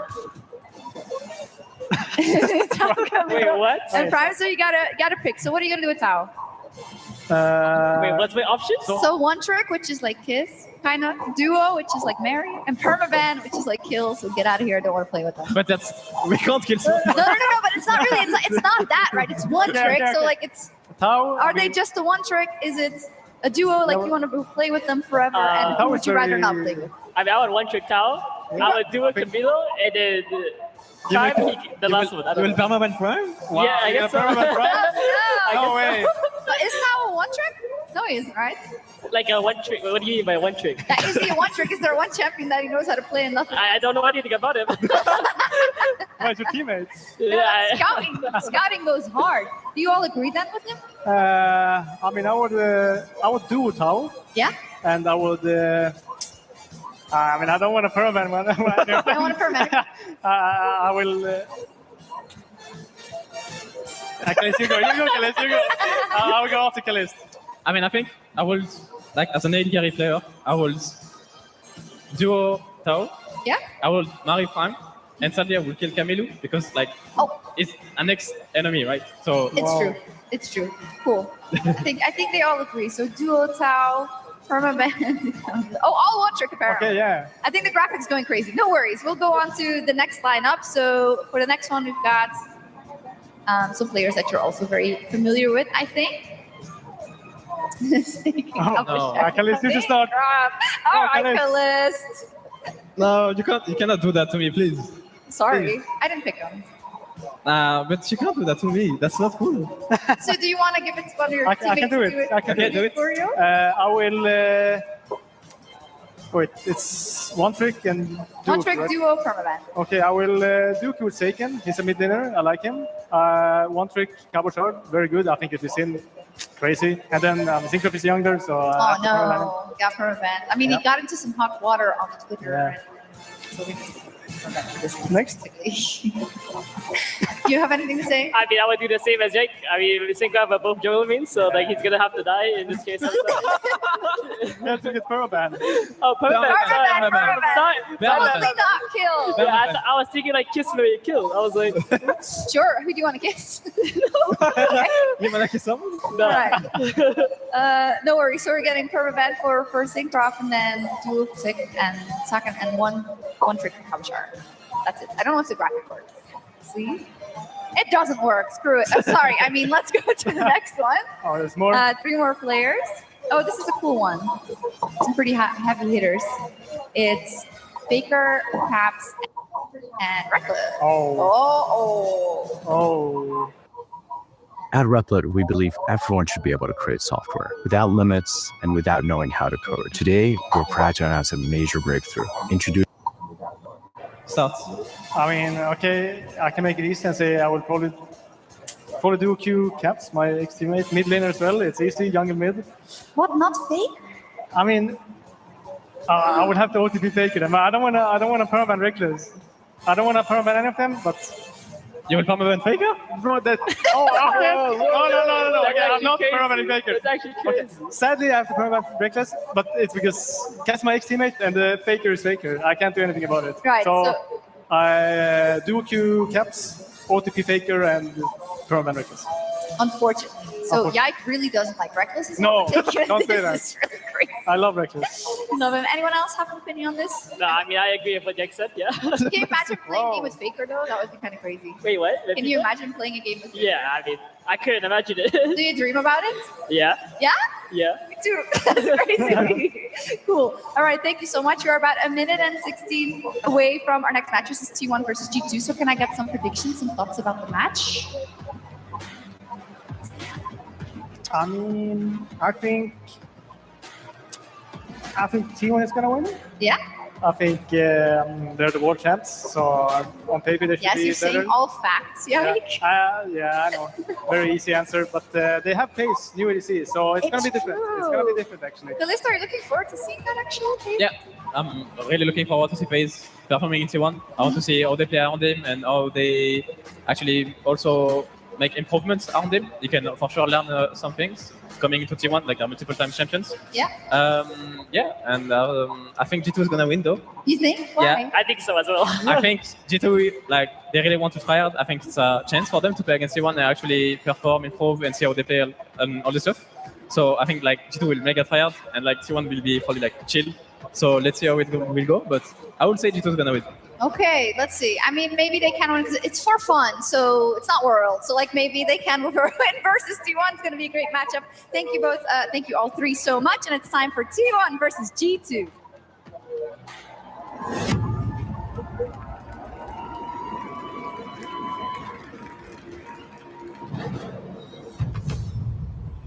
They are by far the most successful team we've ever seen and we probably ever will see in the history of League of Legends.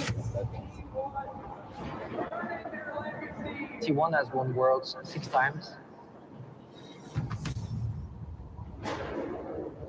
Beating them would mean we can beat anyone.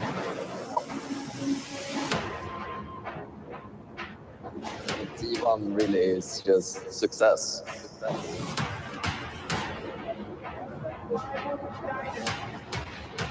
T1 represents the final boss.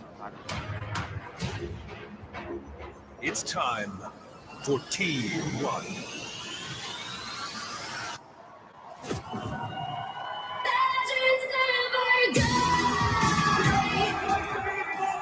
Nation der Welt! Unser World Champion macht er für T1!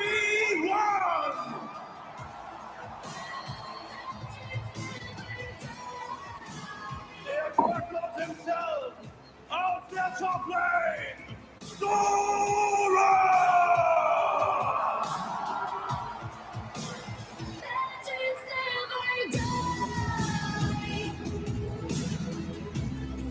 Ob in der Kluft oder on stage, unser armer Farming Jungler ist hier. Es ist Owner!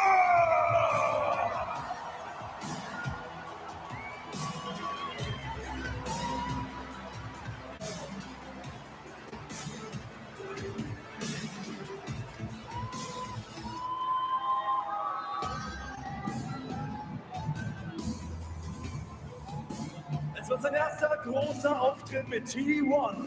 Heißen wir ihn gemeinsam willkommen im Line-Up von T1, AD Carry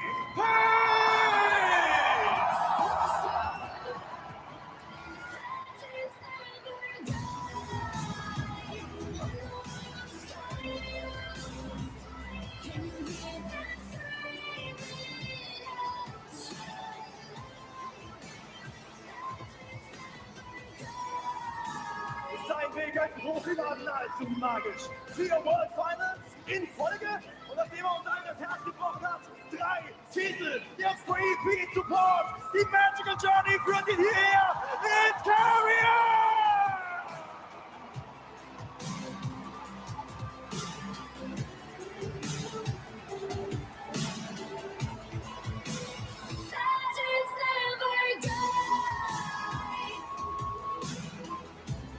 Und jetzt München, macht euch bereit, eine Legende live zu erleben. Die Leute haben bereits gesagt, er ist zu alt. Die Leute haben gesagt, seine Laning Phase ist nicht mehr gut genug. Er hat sie alle zum Schweigen gebracht. You love building high-performing websites, but you don't love having to chase clients down for content, coding Unkillable Demon King, der 6-fache League of Legends World Champion, the greatest of all time. Here is Faker!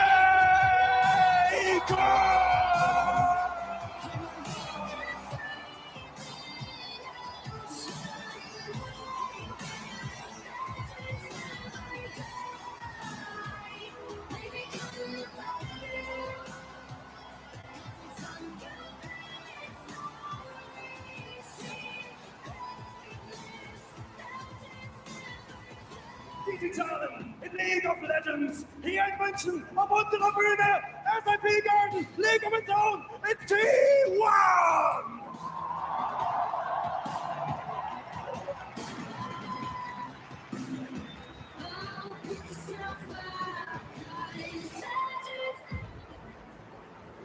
Und ihr Herausforderer, Sie haben es sich erarbeitet, indem Sie gerade gewonnen haben. Aber Sie brauchen eure Hilfe, um es umzusetzen. Also, gebt alles für unser EU-Team, für G2!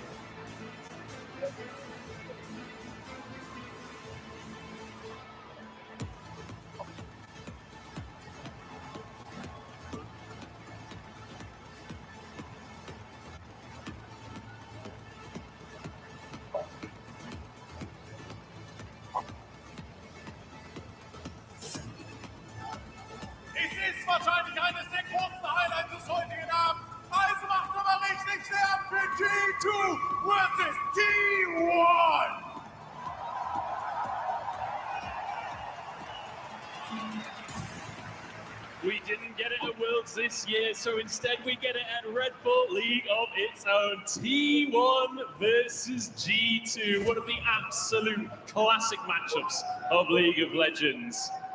I'm Munchballs, I'm joined by Dagda, and what doozy to start off my cast here today. Yeah, not a bad old time, eh? Getting T1 on the back half of the day, the back-to-back-to-back world champions taken to the stage against G2 to see what damage that they can do.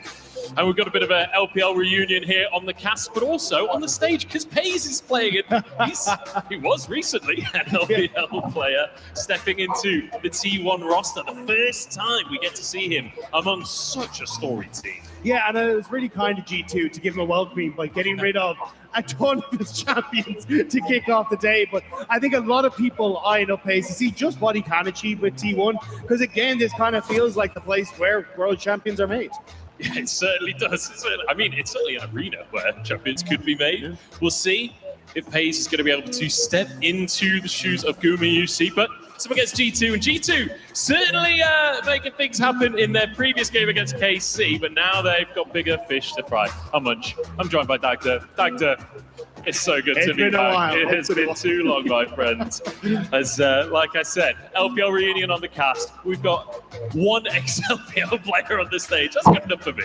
Yeah, I mean, look, we'll see how it goes. Because, like, to be honest, like, G2 have taken, apart from game one, I was against NNO, the last game very, very seriously. Yes. So now coming against T1, are you like, no, this is no holds barred, we are going all out for this? Or do we see them kind of swap back into a little bit of that happy-go-lucky fun time? I mean, that is the question. That's going to be the question, how they approach this one. But first, let's hear how T1 are coming into this one.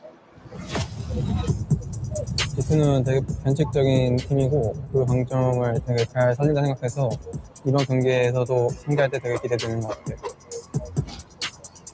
픽적으로 되게 다양한 사파픽들을 많이 해서 좀 상대를 많이 당황시킨 것 같고 플레이적으로도 상황에 맞는 플레이를 잘 하는 것 같습니다. 뭐 일단 여기 레드불 이벤트집에 지원 세 팀이 다 기대가 되긴 하지만 아무래도 G2가 제일 기대되는 것 같습니다.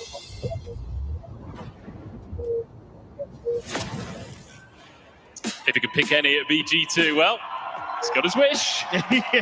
We'll have to see if it's a happy wish or if it's one that a genie is meddled with a little bit, you know? But I am very, very excited to see these two teams face off. Again, like, T1 are on for the next 3 games in a row, right? Which is great for them that you kind of get to, like, see it, you know, settle into the game, pick up the last back half of the day. But also, it's kind of the toughest one because most of those champions are now going to be taken away from you. So it's kind of like, okay, where are you going to go with this? Well, that will be the question. Let's take a look at the roster. G2 stepping onto the stage once more. Because that's not, as far as I know, the roster for G2. That is, in fact, like, if you could just put an X across every one of them, who they have just That's in fact the permabanned is the word I'm going to use for it, yes. But no, G2, it is the classics.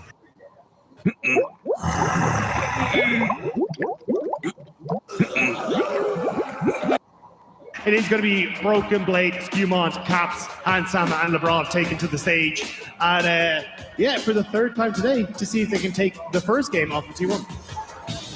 See if they are. I'm curious how serious they're going to be.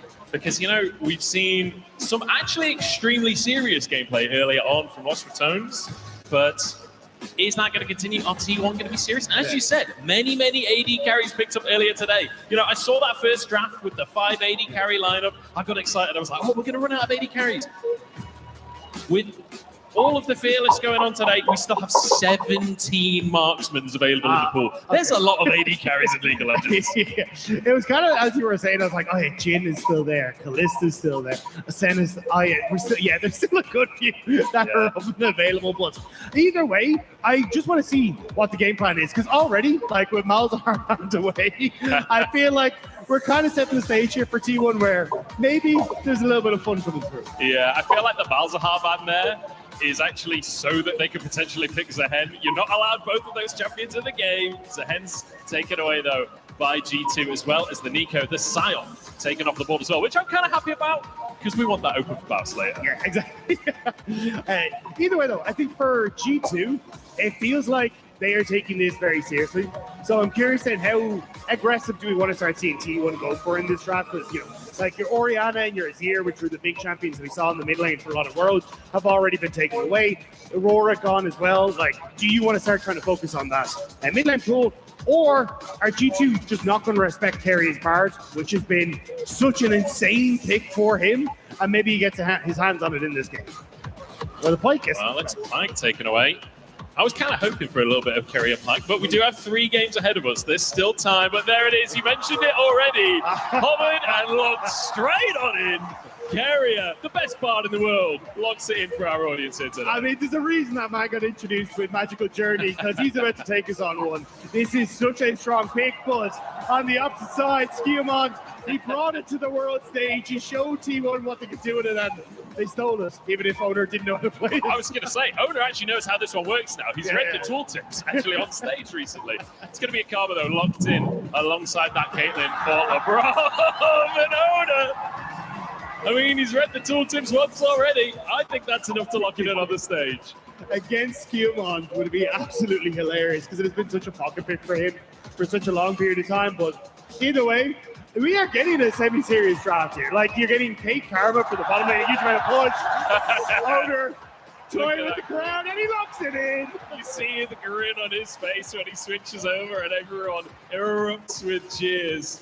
Let's see what the third pick will be here. Well, is signature's the right word? I feel like Mundo's almost a signature somehow, just because of shenanigans. I mean, look, you play it at Worlds once, a video gets made about you, you get a good all time. I'm curious what Faker wants to go with here, though, because he started playing a lot of Mel towards the back half of Worlds. But it looks like we're getting a little bit of standard for Pays, that hyper carry bottom lane. Zeri locked in, very much comfort for Pays there.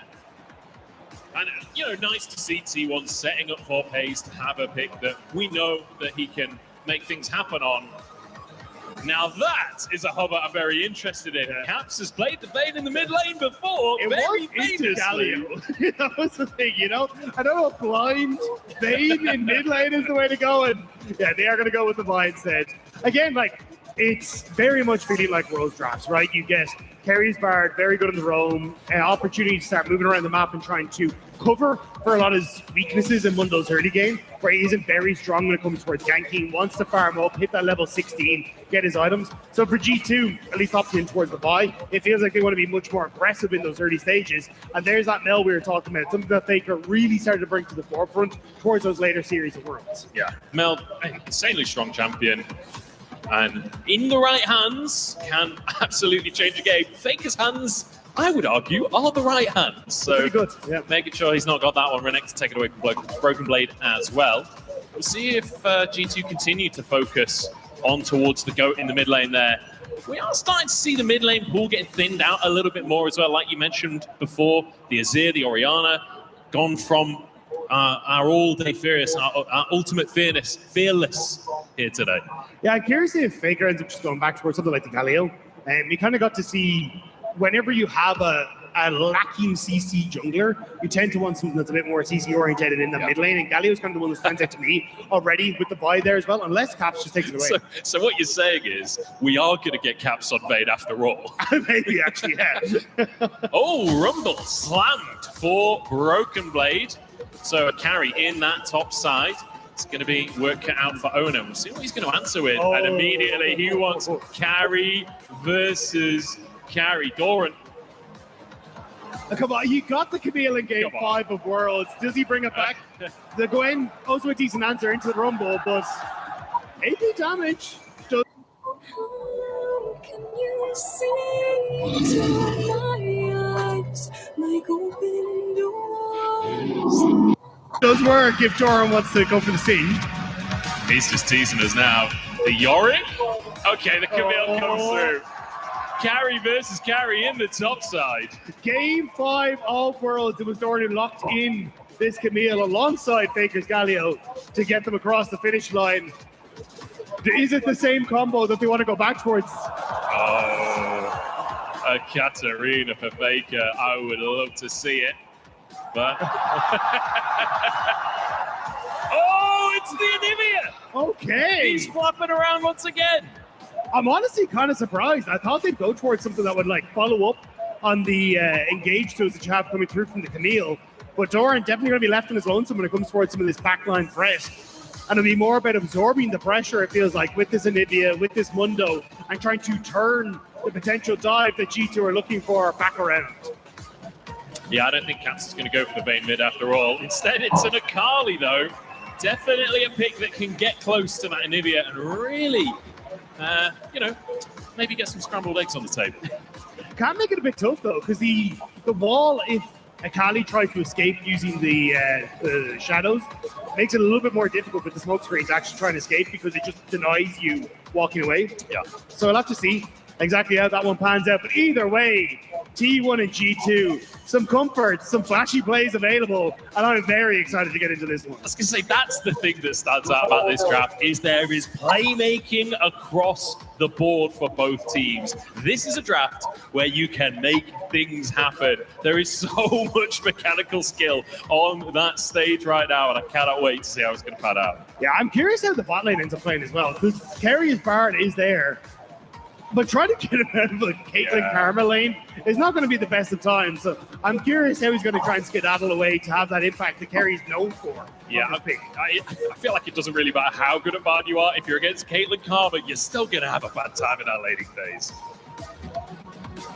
We'll have to see how the 2v2 is going to pan out. And if we get some junglers interacting, some forced plays down in the bottom side, I mean, Mundo, but also importantly, Vi down there. You can certainly set up for a dive with the push from a Caitlyn and a Karma. We'll see how the early game is going to pan out. It's T1 versus G2. We didn't get them at Worlds this year, so we get them here in Munich instead. 2023, we saw G2 winning against T1 at Red Bull League of its Own. 2024, we saw T1 get revenge. 2025, it's time for our decider.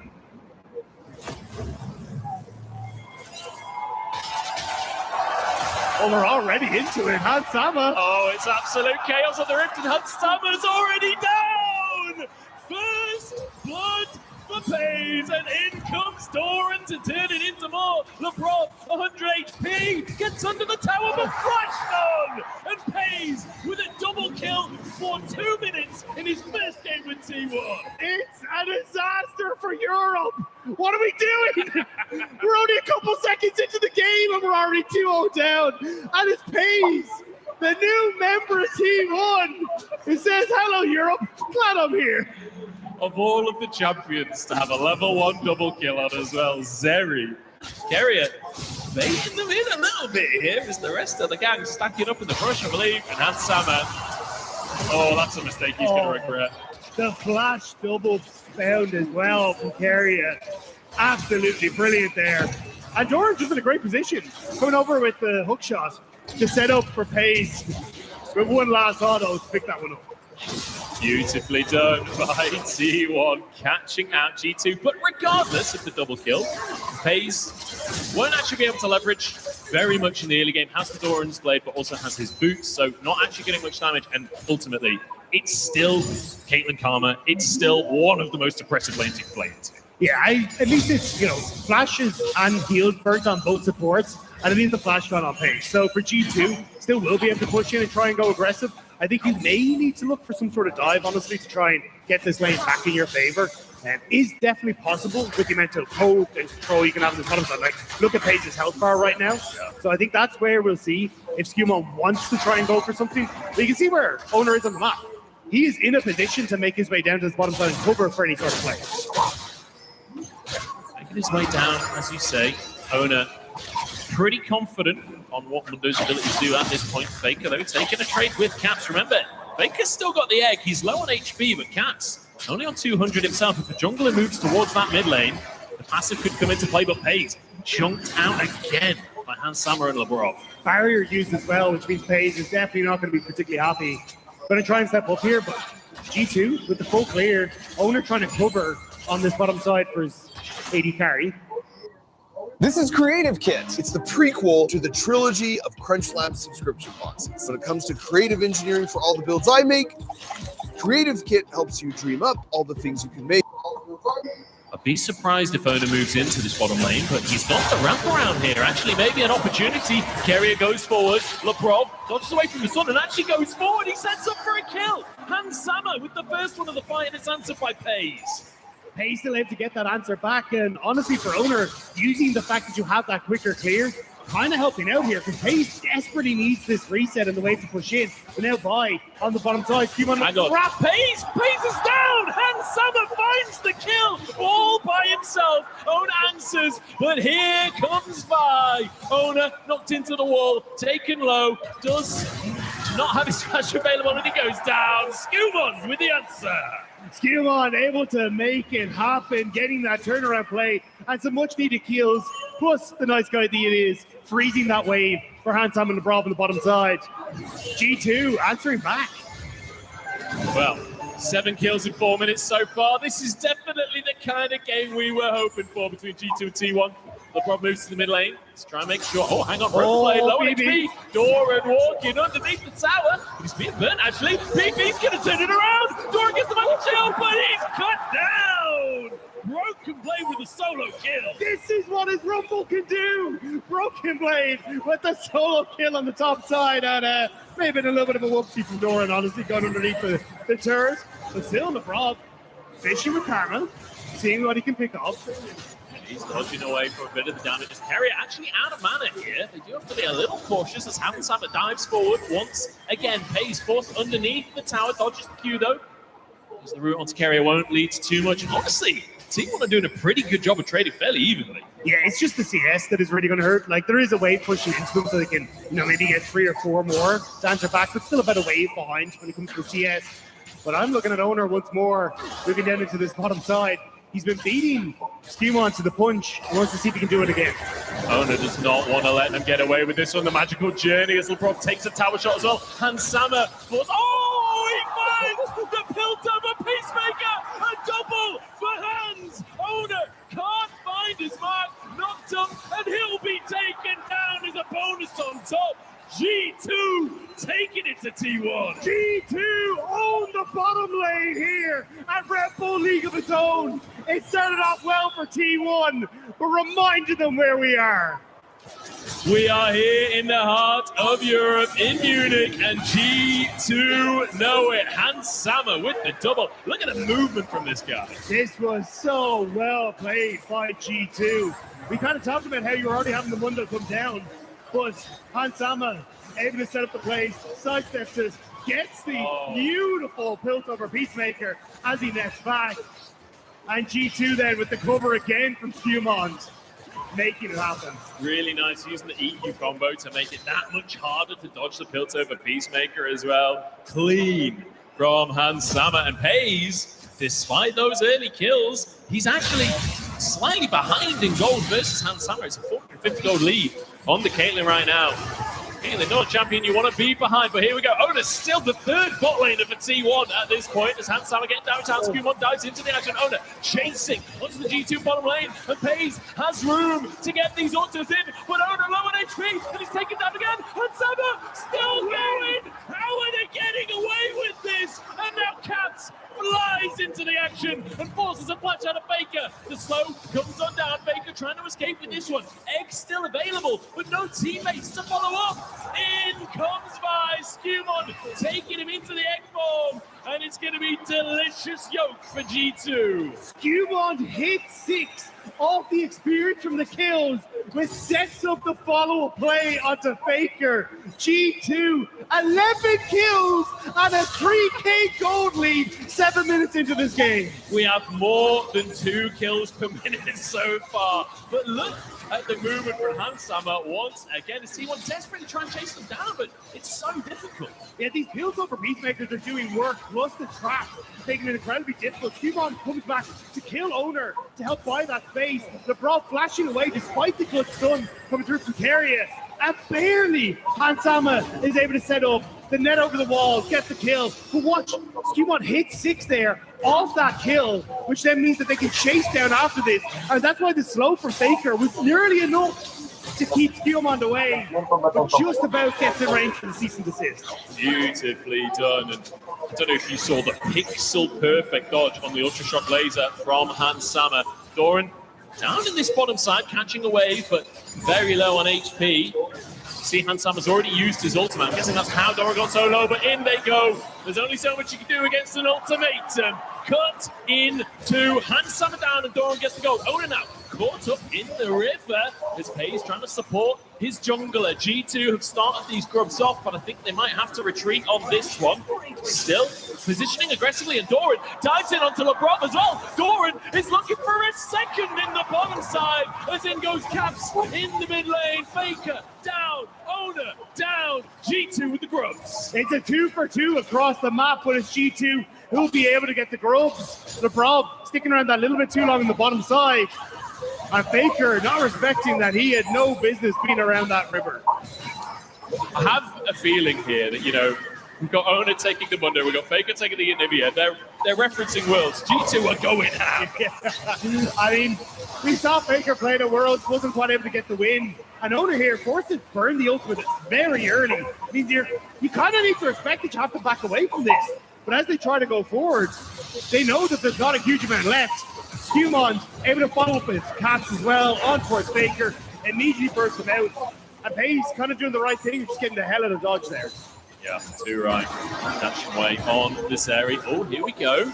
Frozen in time. Is Lebrov stunned up, and that should be one for the side of T1. A bit of a freebie for them as Faker grabs that gold. Pays underneath the tower, and Caps punishes, but also just gives him a chunk of gold. Yeah, 1-for-1, but the shutdown for Pays are going to be kind of all right with that. So for T1, not looking too shabby, finding these small little picks in these small windows, Bukaria. Okay, 1v1 with Hans Hammer. I'm not sure this is one that Bart can win, and the cease and desist comes through as well. Skewmon is not letting him get away today. Doran arrives in the mid lane to catch this wave, but no way he can do anything versus Hans Hammer here. Yeah, just kind of taking the magic out of that journey, Skewmon, as he follows him around. And Hans Hammer, a 6-3 with this 4-0 jungler. Now going to have to make magic happen for himself. X-Tech ultimatum, but Hans Hammer has reinforcements this time. The route on Store and the trap will be there to follow it up. Huge damage from Hans as Pays forced away the equalizer. Quite going to be enough to follow up here. And T1, it's a bit of a doozy. Not able to get it there for themselves. And G2 continue to get some nice punishing plays as they set up in this mid wave and shifting pressure towards that top side as well. I think Broken Blade should get another plate on that top half. It's so hard to play against a Caitlyn that's this far ahead in the game. Sam just doing so much damage with those tilt-up Peacemakers. Caps trying to get some pressure on the bottom side as well. I mean, that tower is really low at this stage, but realistically, Faker at level 8 is going to be able to just keep on using that storm, clearing away the waves. Skewmon starting off the dragon. Yeah, it should be an easy take for G2. You can look at T1 on the minimap, they just want to reset. Understand they are in a bit of a precarious position. And even when you look at Faker's build, right, going for both of those scaling items, it's going to be a while before this Anivia really comes online. So when you look at G2, they do have this kind of window to play with now of stacking the dragons, nice lead, and looking towards Riptown in 3 minutes time. Yeah. G2 looking good coming into game 3. Absolutely, they are. There is a bit of time pressure on them because, as you say, Faker's going to be scaling up. They've also got a Zeri that had a bunch of early gold, so already stacking up that crit down in the bottom side. This late game composition for T1 will look really good. It's just a question of, as you say, can they get to the late game? Yeah, I mean, but it is T1, right? They're pretty good at getting to the late multi-world game. champions for a reason. And oftentimes it is kind of what we've seen, the small picks that they can find, the windows of opportunity to move people around the map. And right now, they're reading G2's movement well. With AI, you can create any character you want in seconds. This used to require huge Hollywood budgets, complex software, in tons of time. But right now, all you need is a laptop and knowledge of the best AI tools. It'll cost you practically nothing, and it doesn't require a subscription. in just 2 days, I'll show you how to unlock the most advanced AI filmmaking tools without paying a cent in overpriced subscriptions. You'll learn how to create scroll-stopping videos that rack up millions of views, make profitable online ads that blow up your brand, turn any idea into a cinematic short film that looks like it belongs in Hollywood. But you won't only learn about AI filmmaking in this course. I'll also show you how to create viral thumbnails with AI. With AI, You can create a realistic clone of yourself in just 10 minutes. I'll show you how to generate graphics for your website, how to script viral videos using AI that sound exactly like you. Over 10,000 creators have enrolled in the AI Creator course, and their results have been mind-blowing. Like Dwayne, who started a brand new TikTok account with 0 followers, and within 2 months blew it up to 15,000 followers. And it won't cost you an arm and a leg to learn all this. Right now, ContentCreator.com is having an insane Black Friday sale where you can get the... Trying to cover on the bottom side. Faker still has egg. Has the passive available. Roth moving in. Faker down to 300 as G2 have to back away the wall. Not enough as Caps gets that egg, but flashes towards Pace. Pace in the middle of all of them. Mellow gets into the Tempered Fate and LeBron over the wall as well. T1 low on XP. Pace still firing away. Walks away with his life, but Hans Sammer takes him out in the end. T1 are going fairly, even though Faker still alive in this one. Skewman tries to find more, and Oda cuts down another. Double on the Mundo. Oda goes where he pleases. Skewman gets the shield though, and Oda taken down, and G2 regain control. This was looking like a business meeting T1 were happy to take, but G2 going to postpone us and get multiple kills off the back of us. That was dicey for so long there. Skewmond is quietly carrying this game 6-0-7 on the bye. He's been everywhere he needs to be. Just narrowly surviving that fight, but narrowly is enough. I was fully convinced we were about to have just push playing in the background for a second. But it is Owner getting taken down. And now, again, like that 3K gold lead is a 4.6K gold lead. Is going to start leading in towards these Dragons. But we get to see it here, right? Caps goes incredibly deep here onto Faker to initially get the play, but we're back to live. Oh, here we go. Lebrov caught out T1 with a crucial pick, actually.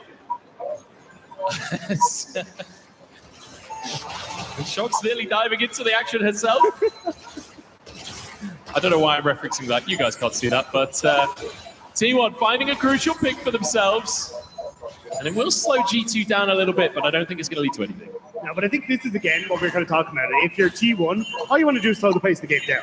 Every pick takes that extra little couple of seconds or takes a little bit of the wind out of the sails of G2. And if that is continuous, you get 3, you get 4. Okay, now Dragon gets a little bit harder to set up for. Doran gets more time to get some plates in the side lane, or Hayes can start to farm up. And that's realistically all you need to do here is T1. Try and hit that late game and see if you can carry. See if they can make it. The feat's strength still not completed in this game just yet, but that tower so low. It's really difficult for Caps and Akali against Anivia to finish that off, though. I don't think he's going to be able to push anytime soon. We're much more down to the mid lane, where we've got our 280 carries pushing, but realistically, the support should be there to defend.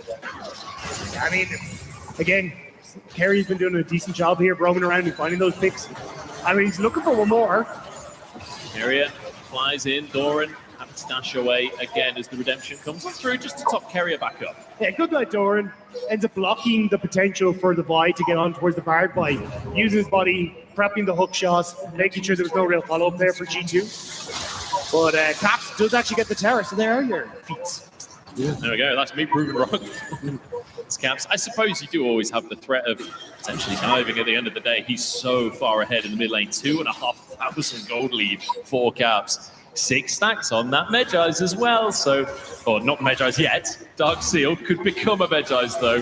Keep our eyes on Caps' inventory as this continues. G2 looking for the Herald here. T1 positioning like they want to fight for this one. Brov caught by the Tempered Fate. I don't know if there's much follow-up available as Skewmon dives in onto Owner. Instead, Hansama exhausted though, so the damage isn't there, and Skewmon goes down. In the meantime, a Hextech ultimatum on the backline, and Hansama is taken out as well. T1 finding a couple for themselves. Owner low on HP, but at the end of the day, he's Mundo. Maybe he can get back into the action anyway. And it's also, oh, hang on. Hang on, Carry it, chase down, but does find the stun. Broken Blade caught by Owner. The healing coming on through, and Broken Blade gets away with it again. A double kill on the Rumble, and G2 stay ahead. I was about to say, that actually works out for T. When you get the jungler, you also got Hansama. So, okay, take what you can.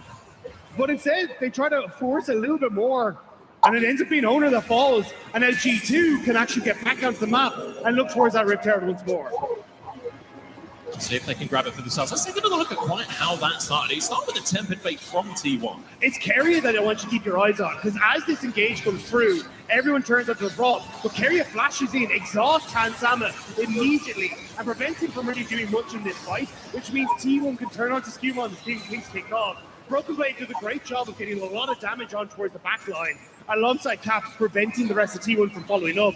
But Owner here, thinking with FaZe and with the help of Faker, they can actually do some work against Broken Blade. But Broken Blade doing a good job of just keeping out of range of Faker, making sure they can't really get any damage down.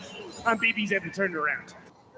Why did you cancel your Midjourney subscription? I found this hidden AI that does everything I want for a one-time cost. I'll show you. Let's say you want to create a coloring book.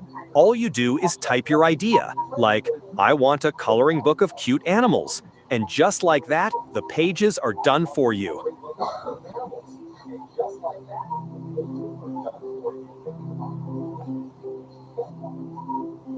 Want to create a children's storybook? Simply type your story idea.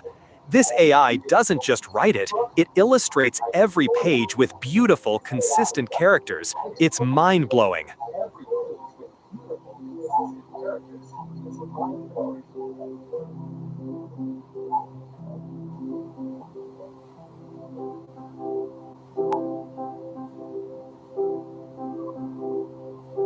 Thinking of designing custom clip arts to sell online?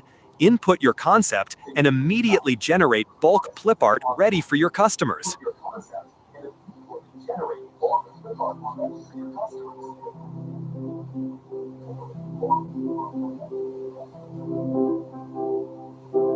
Struggling with low views on your YouTube channel? This AI analyzes your videos and automatically creates attention-grabbing thumbnails, eliminating the hassle of creative guesswork. Want to create a personalized storybook for someone special? Just upload their photo, and this AI will turn them into the hero of their own beautifully illustrated book. You can even effortlessly turn beloved pets into exquisite artistic portraits. Upload a pet photo and watch it become a cherished, memorable piece of art. This isn't just design, it's magic, simplified for everyone, especially if you're not tech savvy. Click the link below to get instant access and grab the lifetime deal before it's gone.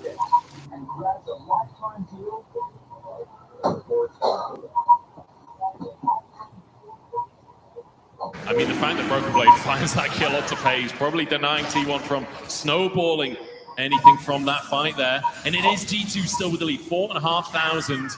T1 doing a really good job of splitting G2 up in that previous fight, but ultimately, they're still down in gold, they're still down in power on the map right now. It's going to be down to plays like that for T1 to get back into this. T1 just wants to fight constantly. You're not willing to let anything go this game as Owner steps forward.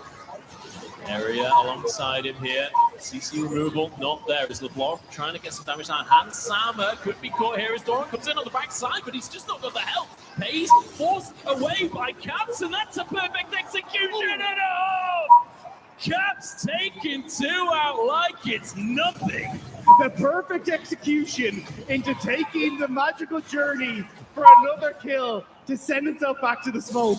That was incredible from Caps. G2 looking clean coming into this 20-minute mark. Double the kills of T1 right now. Only 18 minutes in, and there is an absurd number of kills on the board. Herald taken, as BB's pushing up in that top line. He'll go for a reset. Hansama gonna have the reinforcements of the Herald in the mid lane, and that is all three tier 1s taken for G2. They're going to take a celebrity drive away. As again, for G2, this is insane. You just picked up so much gold. You already have 2 items completed. The potential for a Chemtech solo in 3.5 minutes. They are looking primed and ready to take down the world champions Caps. Caps trying to chase down Carrier, but there's Hansama finding the follow-up.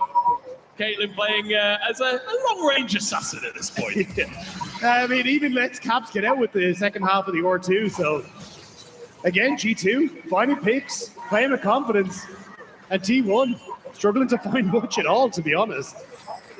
Again, T1 They've got that scaling on their side, but we're a long way away from that really coming into play. With 3 dragons for G2 that Herald already used, Faker, he's out of mana on the bottom side, but Owner's here to help him out in the meantime. And all in the mid lane, Pays gonna be caught up, gonna be stunned up, and gonna be taken down as Hansama basically 1v1's Door, and Faker has found a kill on Caps in the meantime. Yeah, Caps got a little stuck there, but just kind of ice wall and then ran out of anything on his W left. There's a window in the bush, but still G2 finding picks onto Pays. 5 and 8 now. Definitely a welcome from G2 for Pays as Adakan going to be started. At the end of the day, even with Caps down, still a man advantage for G2. They start this Adakan. Owner moving in. The equalizer actually uses to chunk Faker out on arrival, get a bit of damage on Owner. It's enough. And G2 grab Adakan for themselves. We've successfully not thrown an Adakan. Great things are happening here. They said it couldn't be done. As again, like, you're going to reset here. Look at the items on Hansama. Very close towards his 3rd item. Caps is in a fantastic... Actually, just finishes the rapid fire cannon there. G2. Hello, my name is Lily Yong, a QuickBooks Pro advisor from Intune Outsourcing Malaysia. If you are an accountant, this is for you.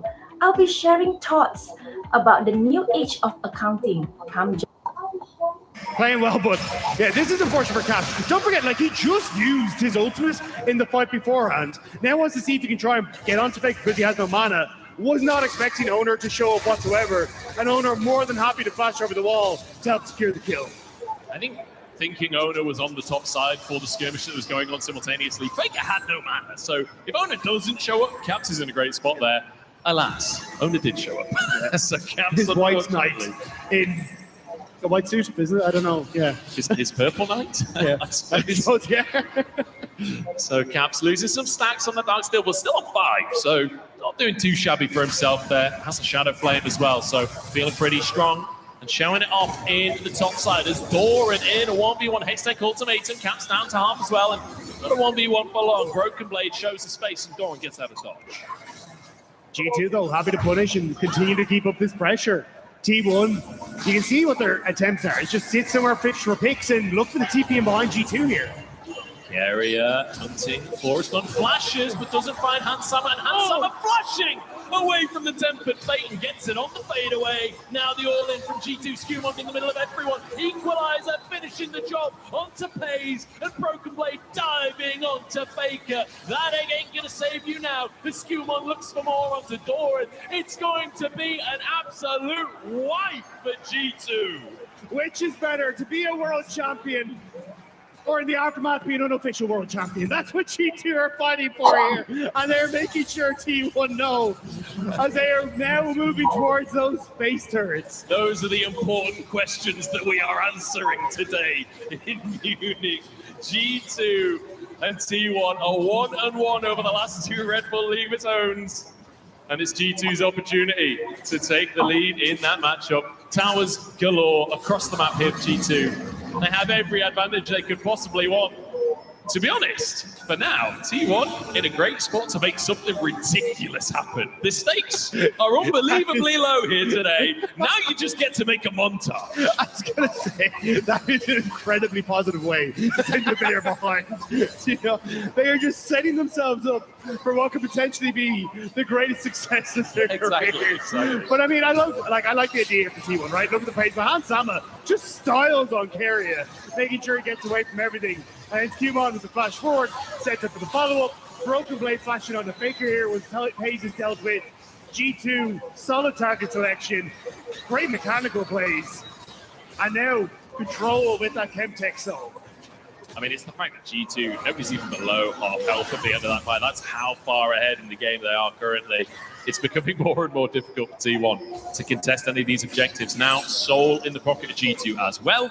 And Baron spawning in just over a minute's time. Dagda, I feel like G2 might just have this one in their hands. But as we said before, an opportunity for T1 to give this one over to the montage makers on YouTube, to give them a real treat that we can, you know, I don't know, put some dubstep behind. I don't know what it is these days. What are the Call of Duty guys doing over there now? Yeah. But I mean, the animals are leaving. I feel like from T1's perspective, surely you have enough montage moments, though, right? Like at this stage, Surely. Yeah, there was a Leave some for the tournament rest of recently, us, I you know? think, that Yeah. had a couple of those. Yeah. I don't think they're that worried about it. They're probably still working on it. There's that much content to work through from Worlds. The crowd here absolutely loving every single moment of this game. We've got chants all day long. It's 48 kills at 24 minutes. We're still at double. We're still at 2 kills per minute. Yeah, not a bad way to bring T1 to the main stage. As now Keria with the Ghosts, fishing for Broken Blade. Tempered Fate, going to keep him in place. Faker going to look for the stun off the back of it. Not much damage coming through, to be honest. Broken Blade, pretty tanky, and Carrier is one shot. What was that from BB? And now Pays rooted on up. Cap's going to try and find his way in, but the wall denies his entry. Pays gets over the wall, and Caps can't really follow it up. Perfect execution to try and get over there. LeBron trying to 1v1 Faker. Faker TP's on out, can't quite get the CC down. Faker now able to look towards Hansama, but no! Denied by the brush. In comes Pays, but taken out by Caps in the end. His last breath is to take down Hans Sama, but he will still fall at the end of it. And with Baron now in the sights of G2, this may just give them what they need to close out this game. You've got to be careful, those other mitts are dangerous. But I think G2 have got this one. Nice little present for them before Christmas. A game as confident as this against our back-to-back world champions. Yeah, let it be known in the best of 3 and Red Bull League of its own. G2 potentially. No, Keria, don't do it. Okay, he's going to. At Replit, we believe everyone should be able to create software without limits and without knowing how to code. Introducing Agent 3. Agent 3 delivers a 10x increase in autonomy and runs on its own for hours, handling full tasks autonomously. It can now test and fix its code. Look, he had this mind. It could have happened, but again, T1, these are the kind of picks they need to work for to see if they can try and get back into the game. But Broken Blade, there is a significant amount of damage that he can put back out as Keria ends up finding out. And G2 collapsing towards the top side. Feel comfortable to take the fight. Caps looks for Pays, but dashes over the wall. And Faker doesn't quite get interrupted with the TP. LeBron trying to see if he can get that W off, but it's not going to be enough. Fair effort. Trying to get it in the end. I think people often forget quite how much Rumble's damage is in his passive. The speed at which he 100-0 Keria there is absolutely absurd. Pays a fair effort in the end to try and take down a couple more. Gets Hans Sama, but that's all he's going to get. Pressure. Faces the T1 players here. Yeah. KT didn't even do that. You know? True. What you got to do him like that, Hector? Oh no, caught out in the jungle. Equalizer going up. Equalizer feels a little overkill, to be honest. I'm pretty sure that guy was dead. Yeah, I don't think Owner was having the best times. And he's still a ways away from getting to that level 16 is door and tries to see if he can find Caps. But G2, with this Red Bull Baron power play, we're going to start pushing in through this top side. And already that mid lane turret's gone. You don't really have a huge amount left as Caps. How sneaky can you be? He's invisible. Can he get away with it? The stun comes on through from Faker. There's a bit of damage to follow it up. A couple of dashes from Caps, and he gets back over the wall. Keria barely surviving himself. The Skewmond is here. LeBron following up with a bit of CC. Keria solo on HP, but can't really get back in the action. Broken Blade chasing. The Skewmond is there to make an egg out of him. Is that a phrase? I think that's a phrase. There's definitely egg on his face after that one. There's the punch through. Ends up killing Keria on the backline as well. And it's Hans Sama. Oh my Jesus! Where'd he go? Hans Sama's like, forget your fight, guys. He's just ending the game. The trap under the TP is just one bang Zoran at land. 45-16. What a game here between G2 and T1. T1 jumping onto the stage and being reminded what Europe can bring to the table. G2 considering the dive, but they do end the game. They ended the game. G2 taking down T1.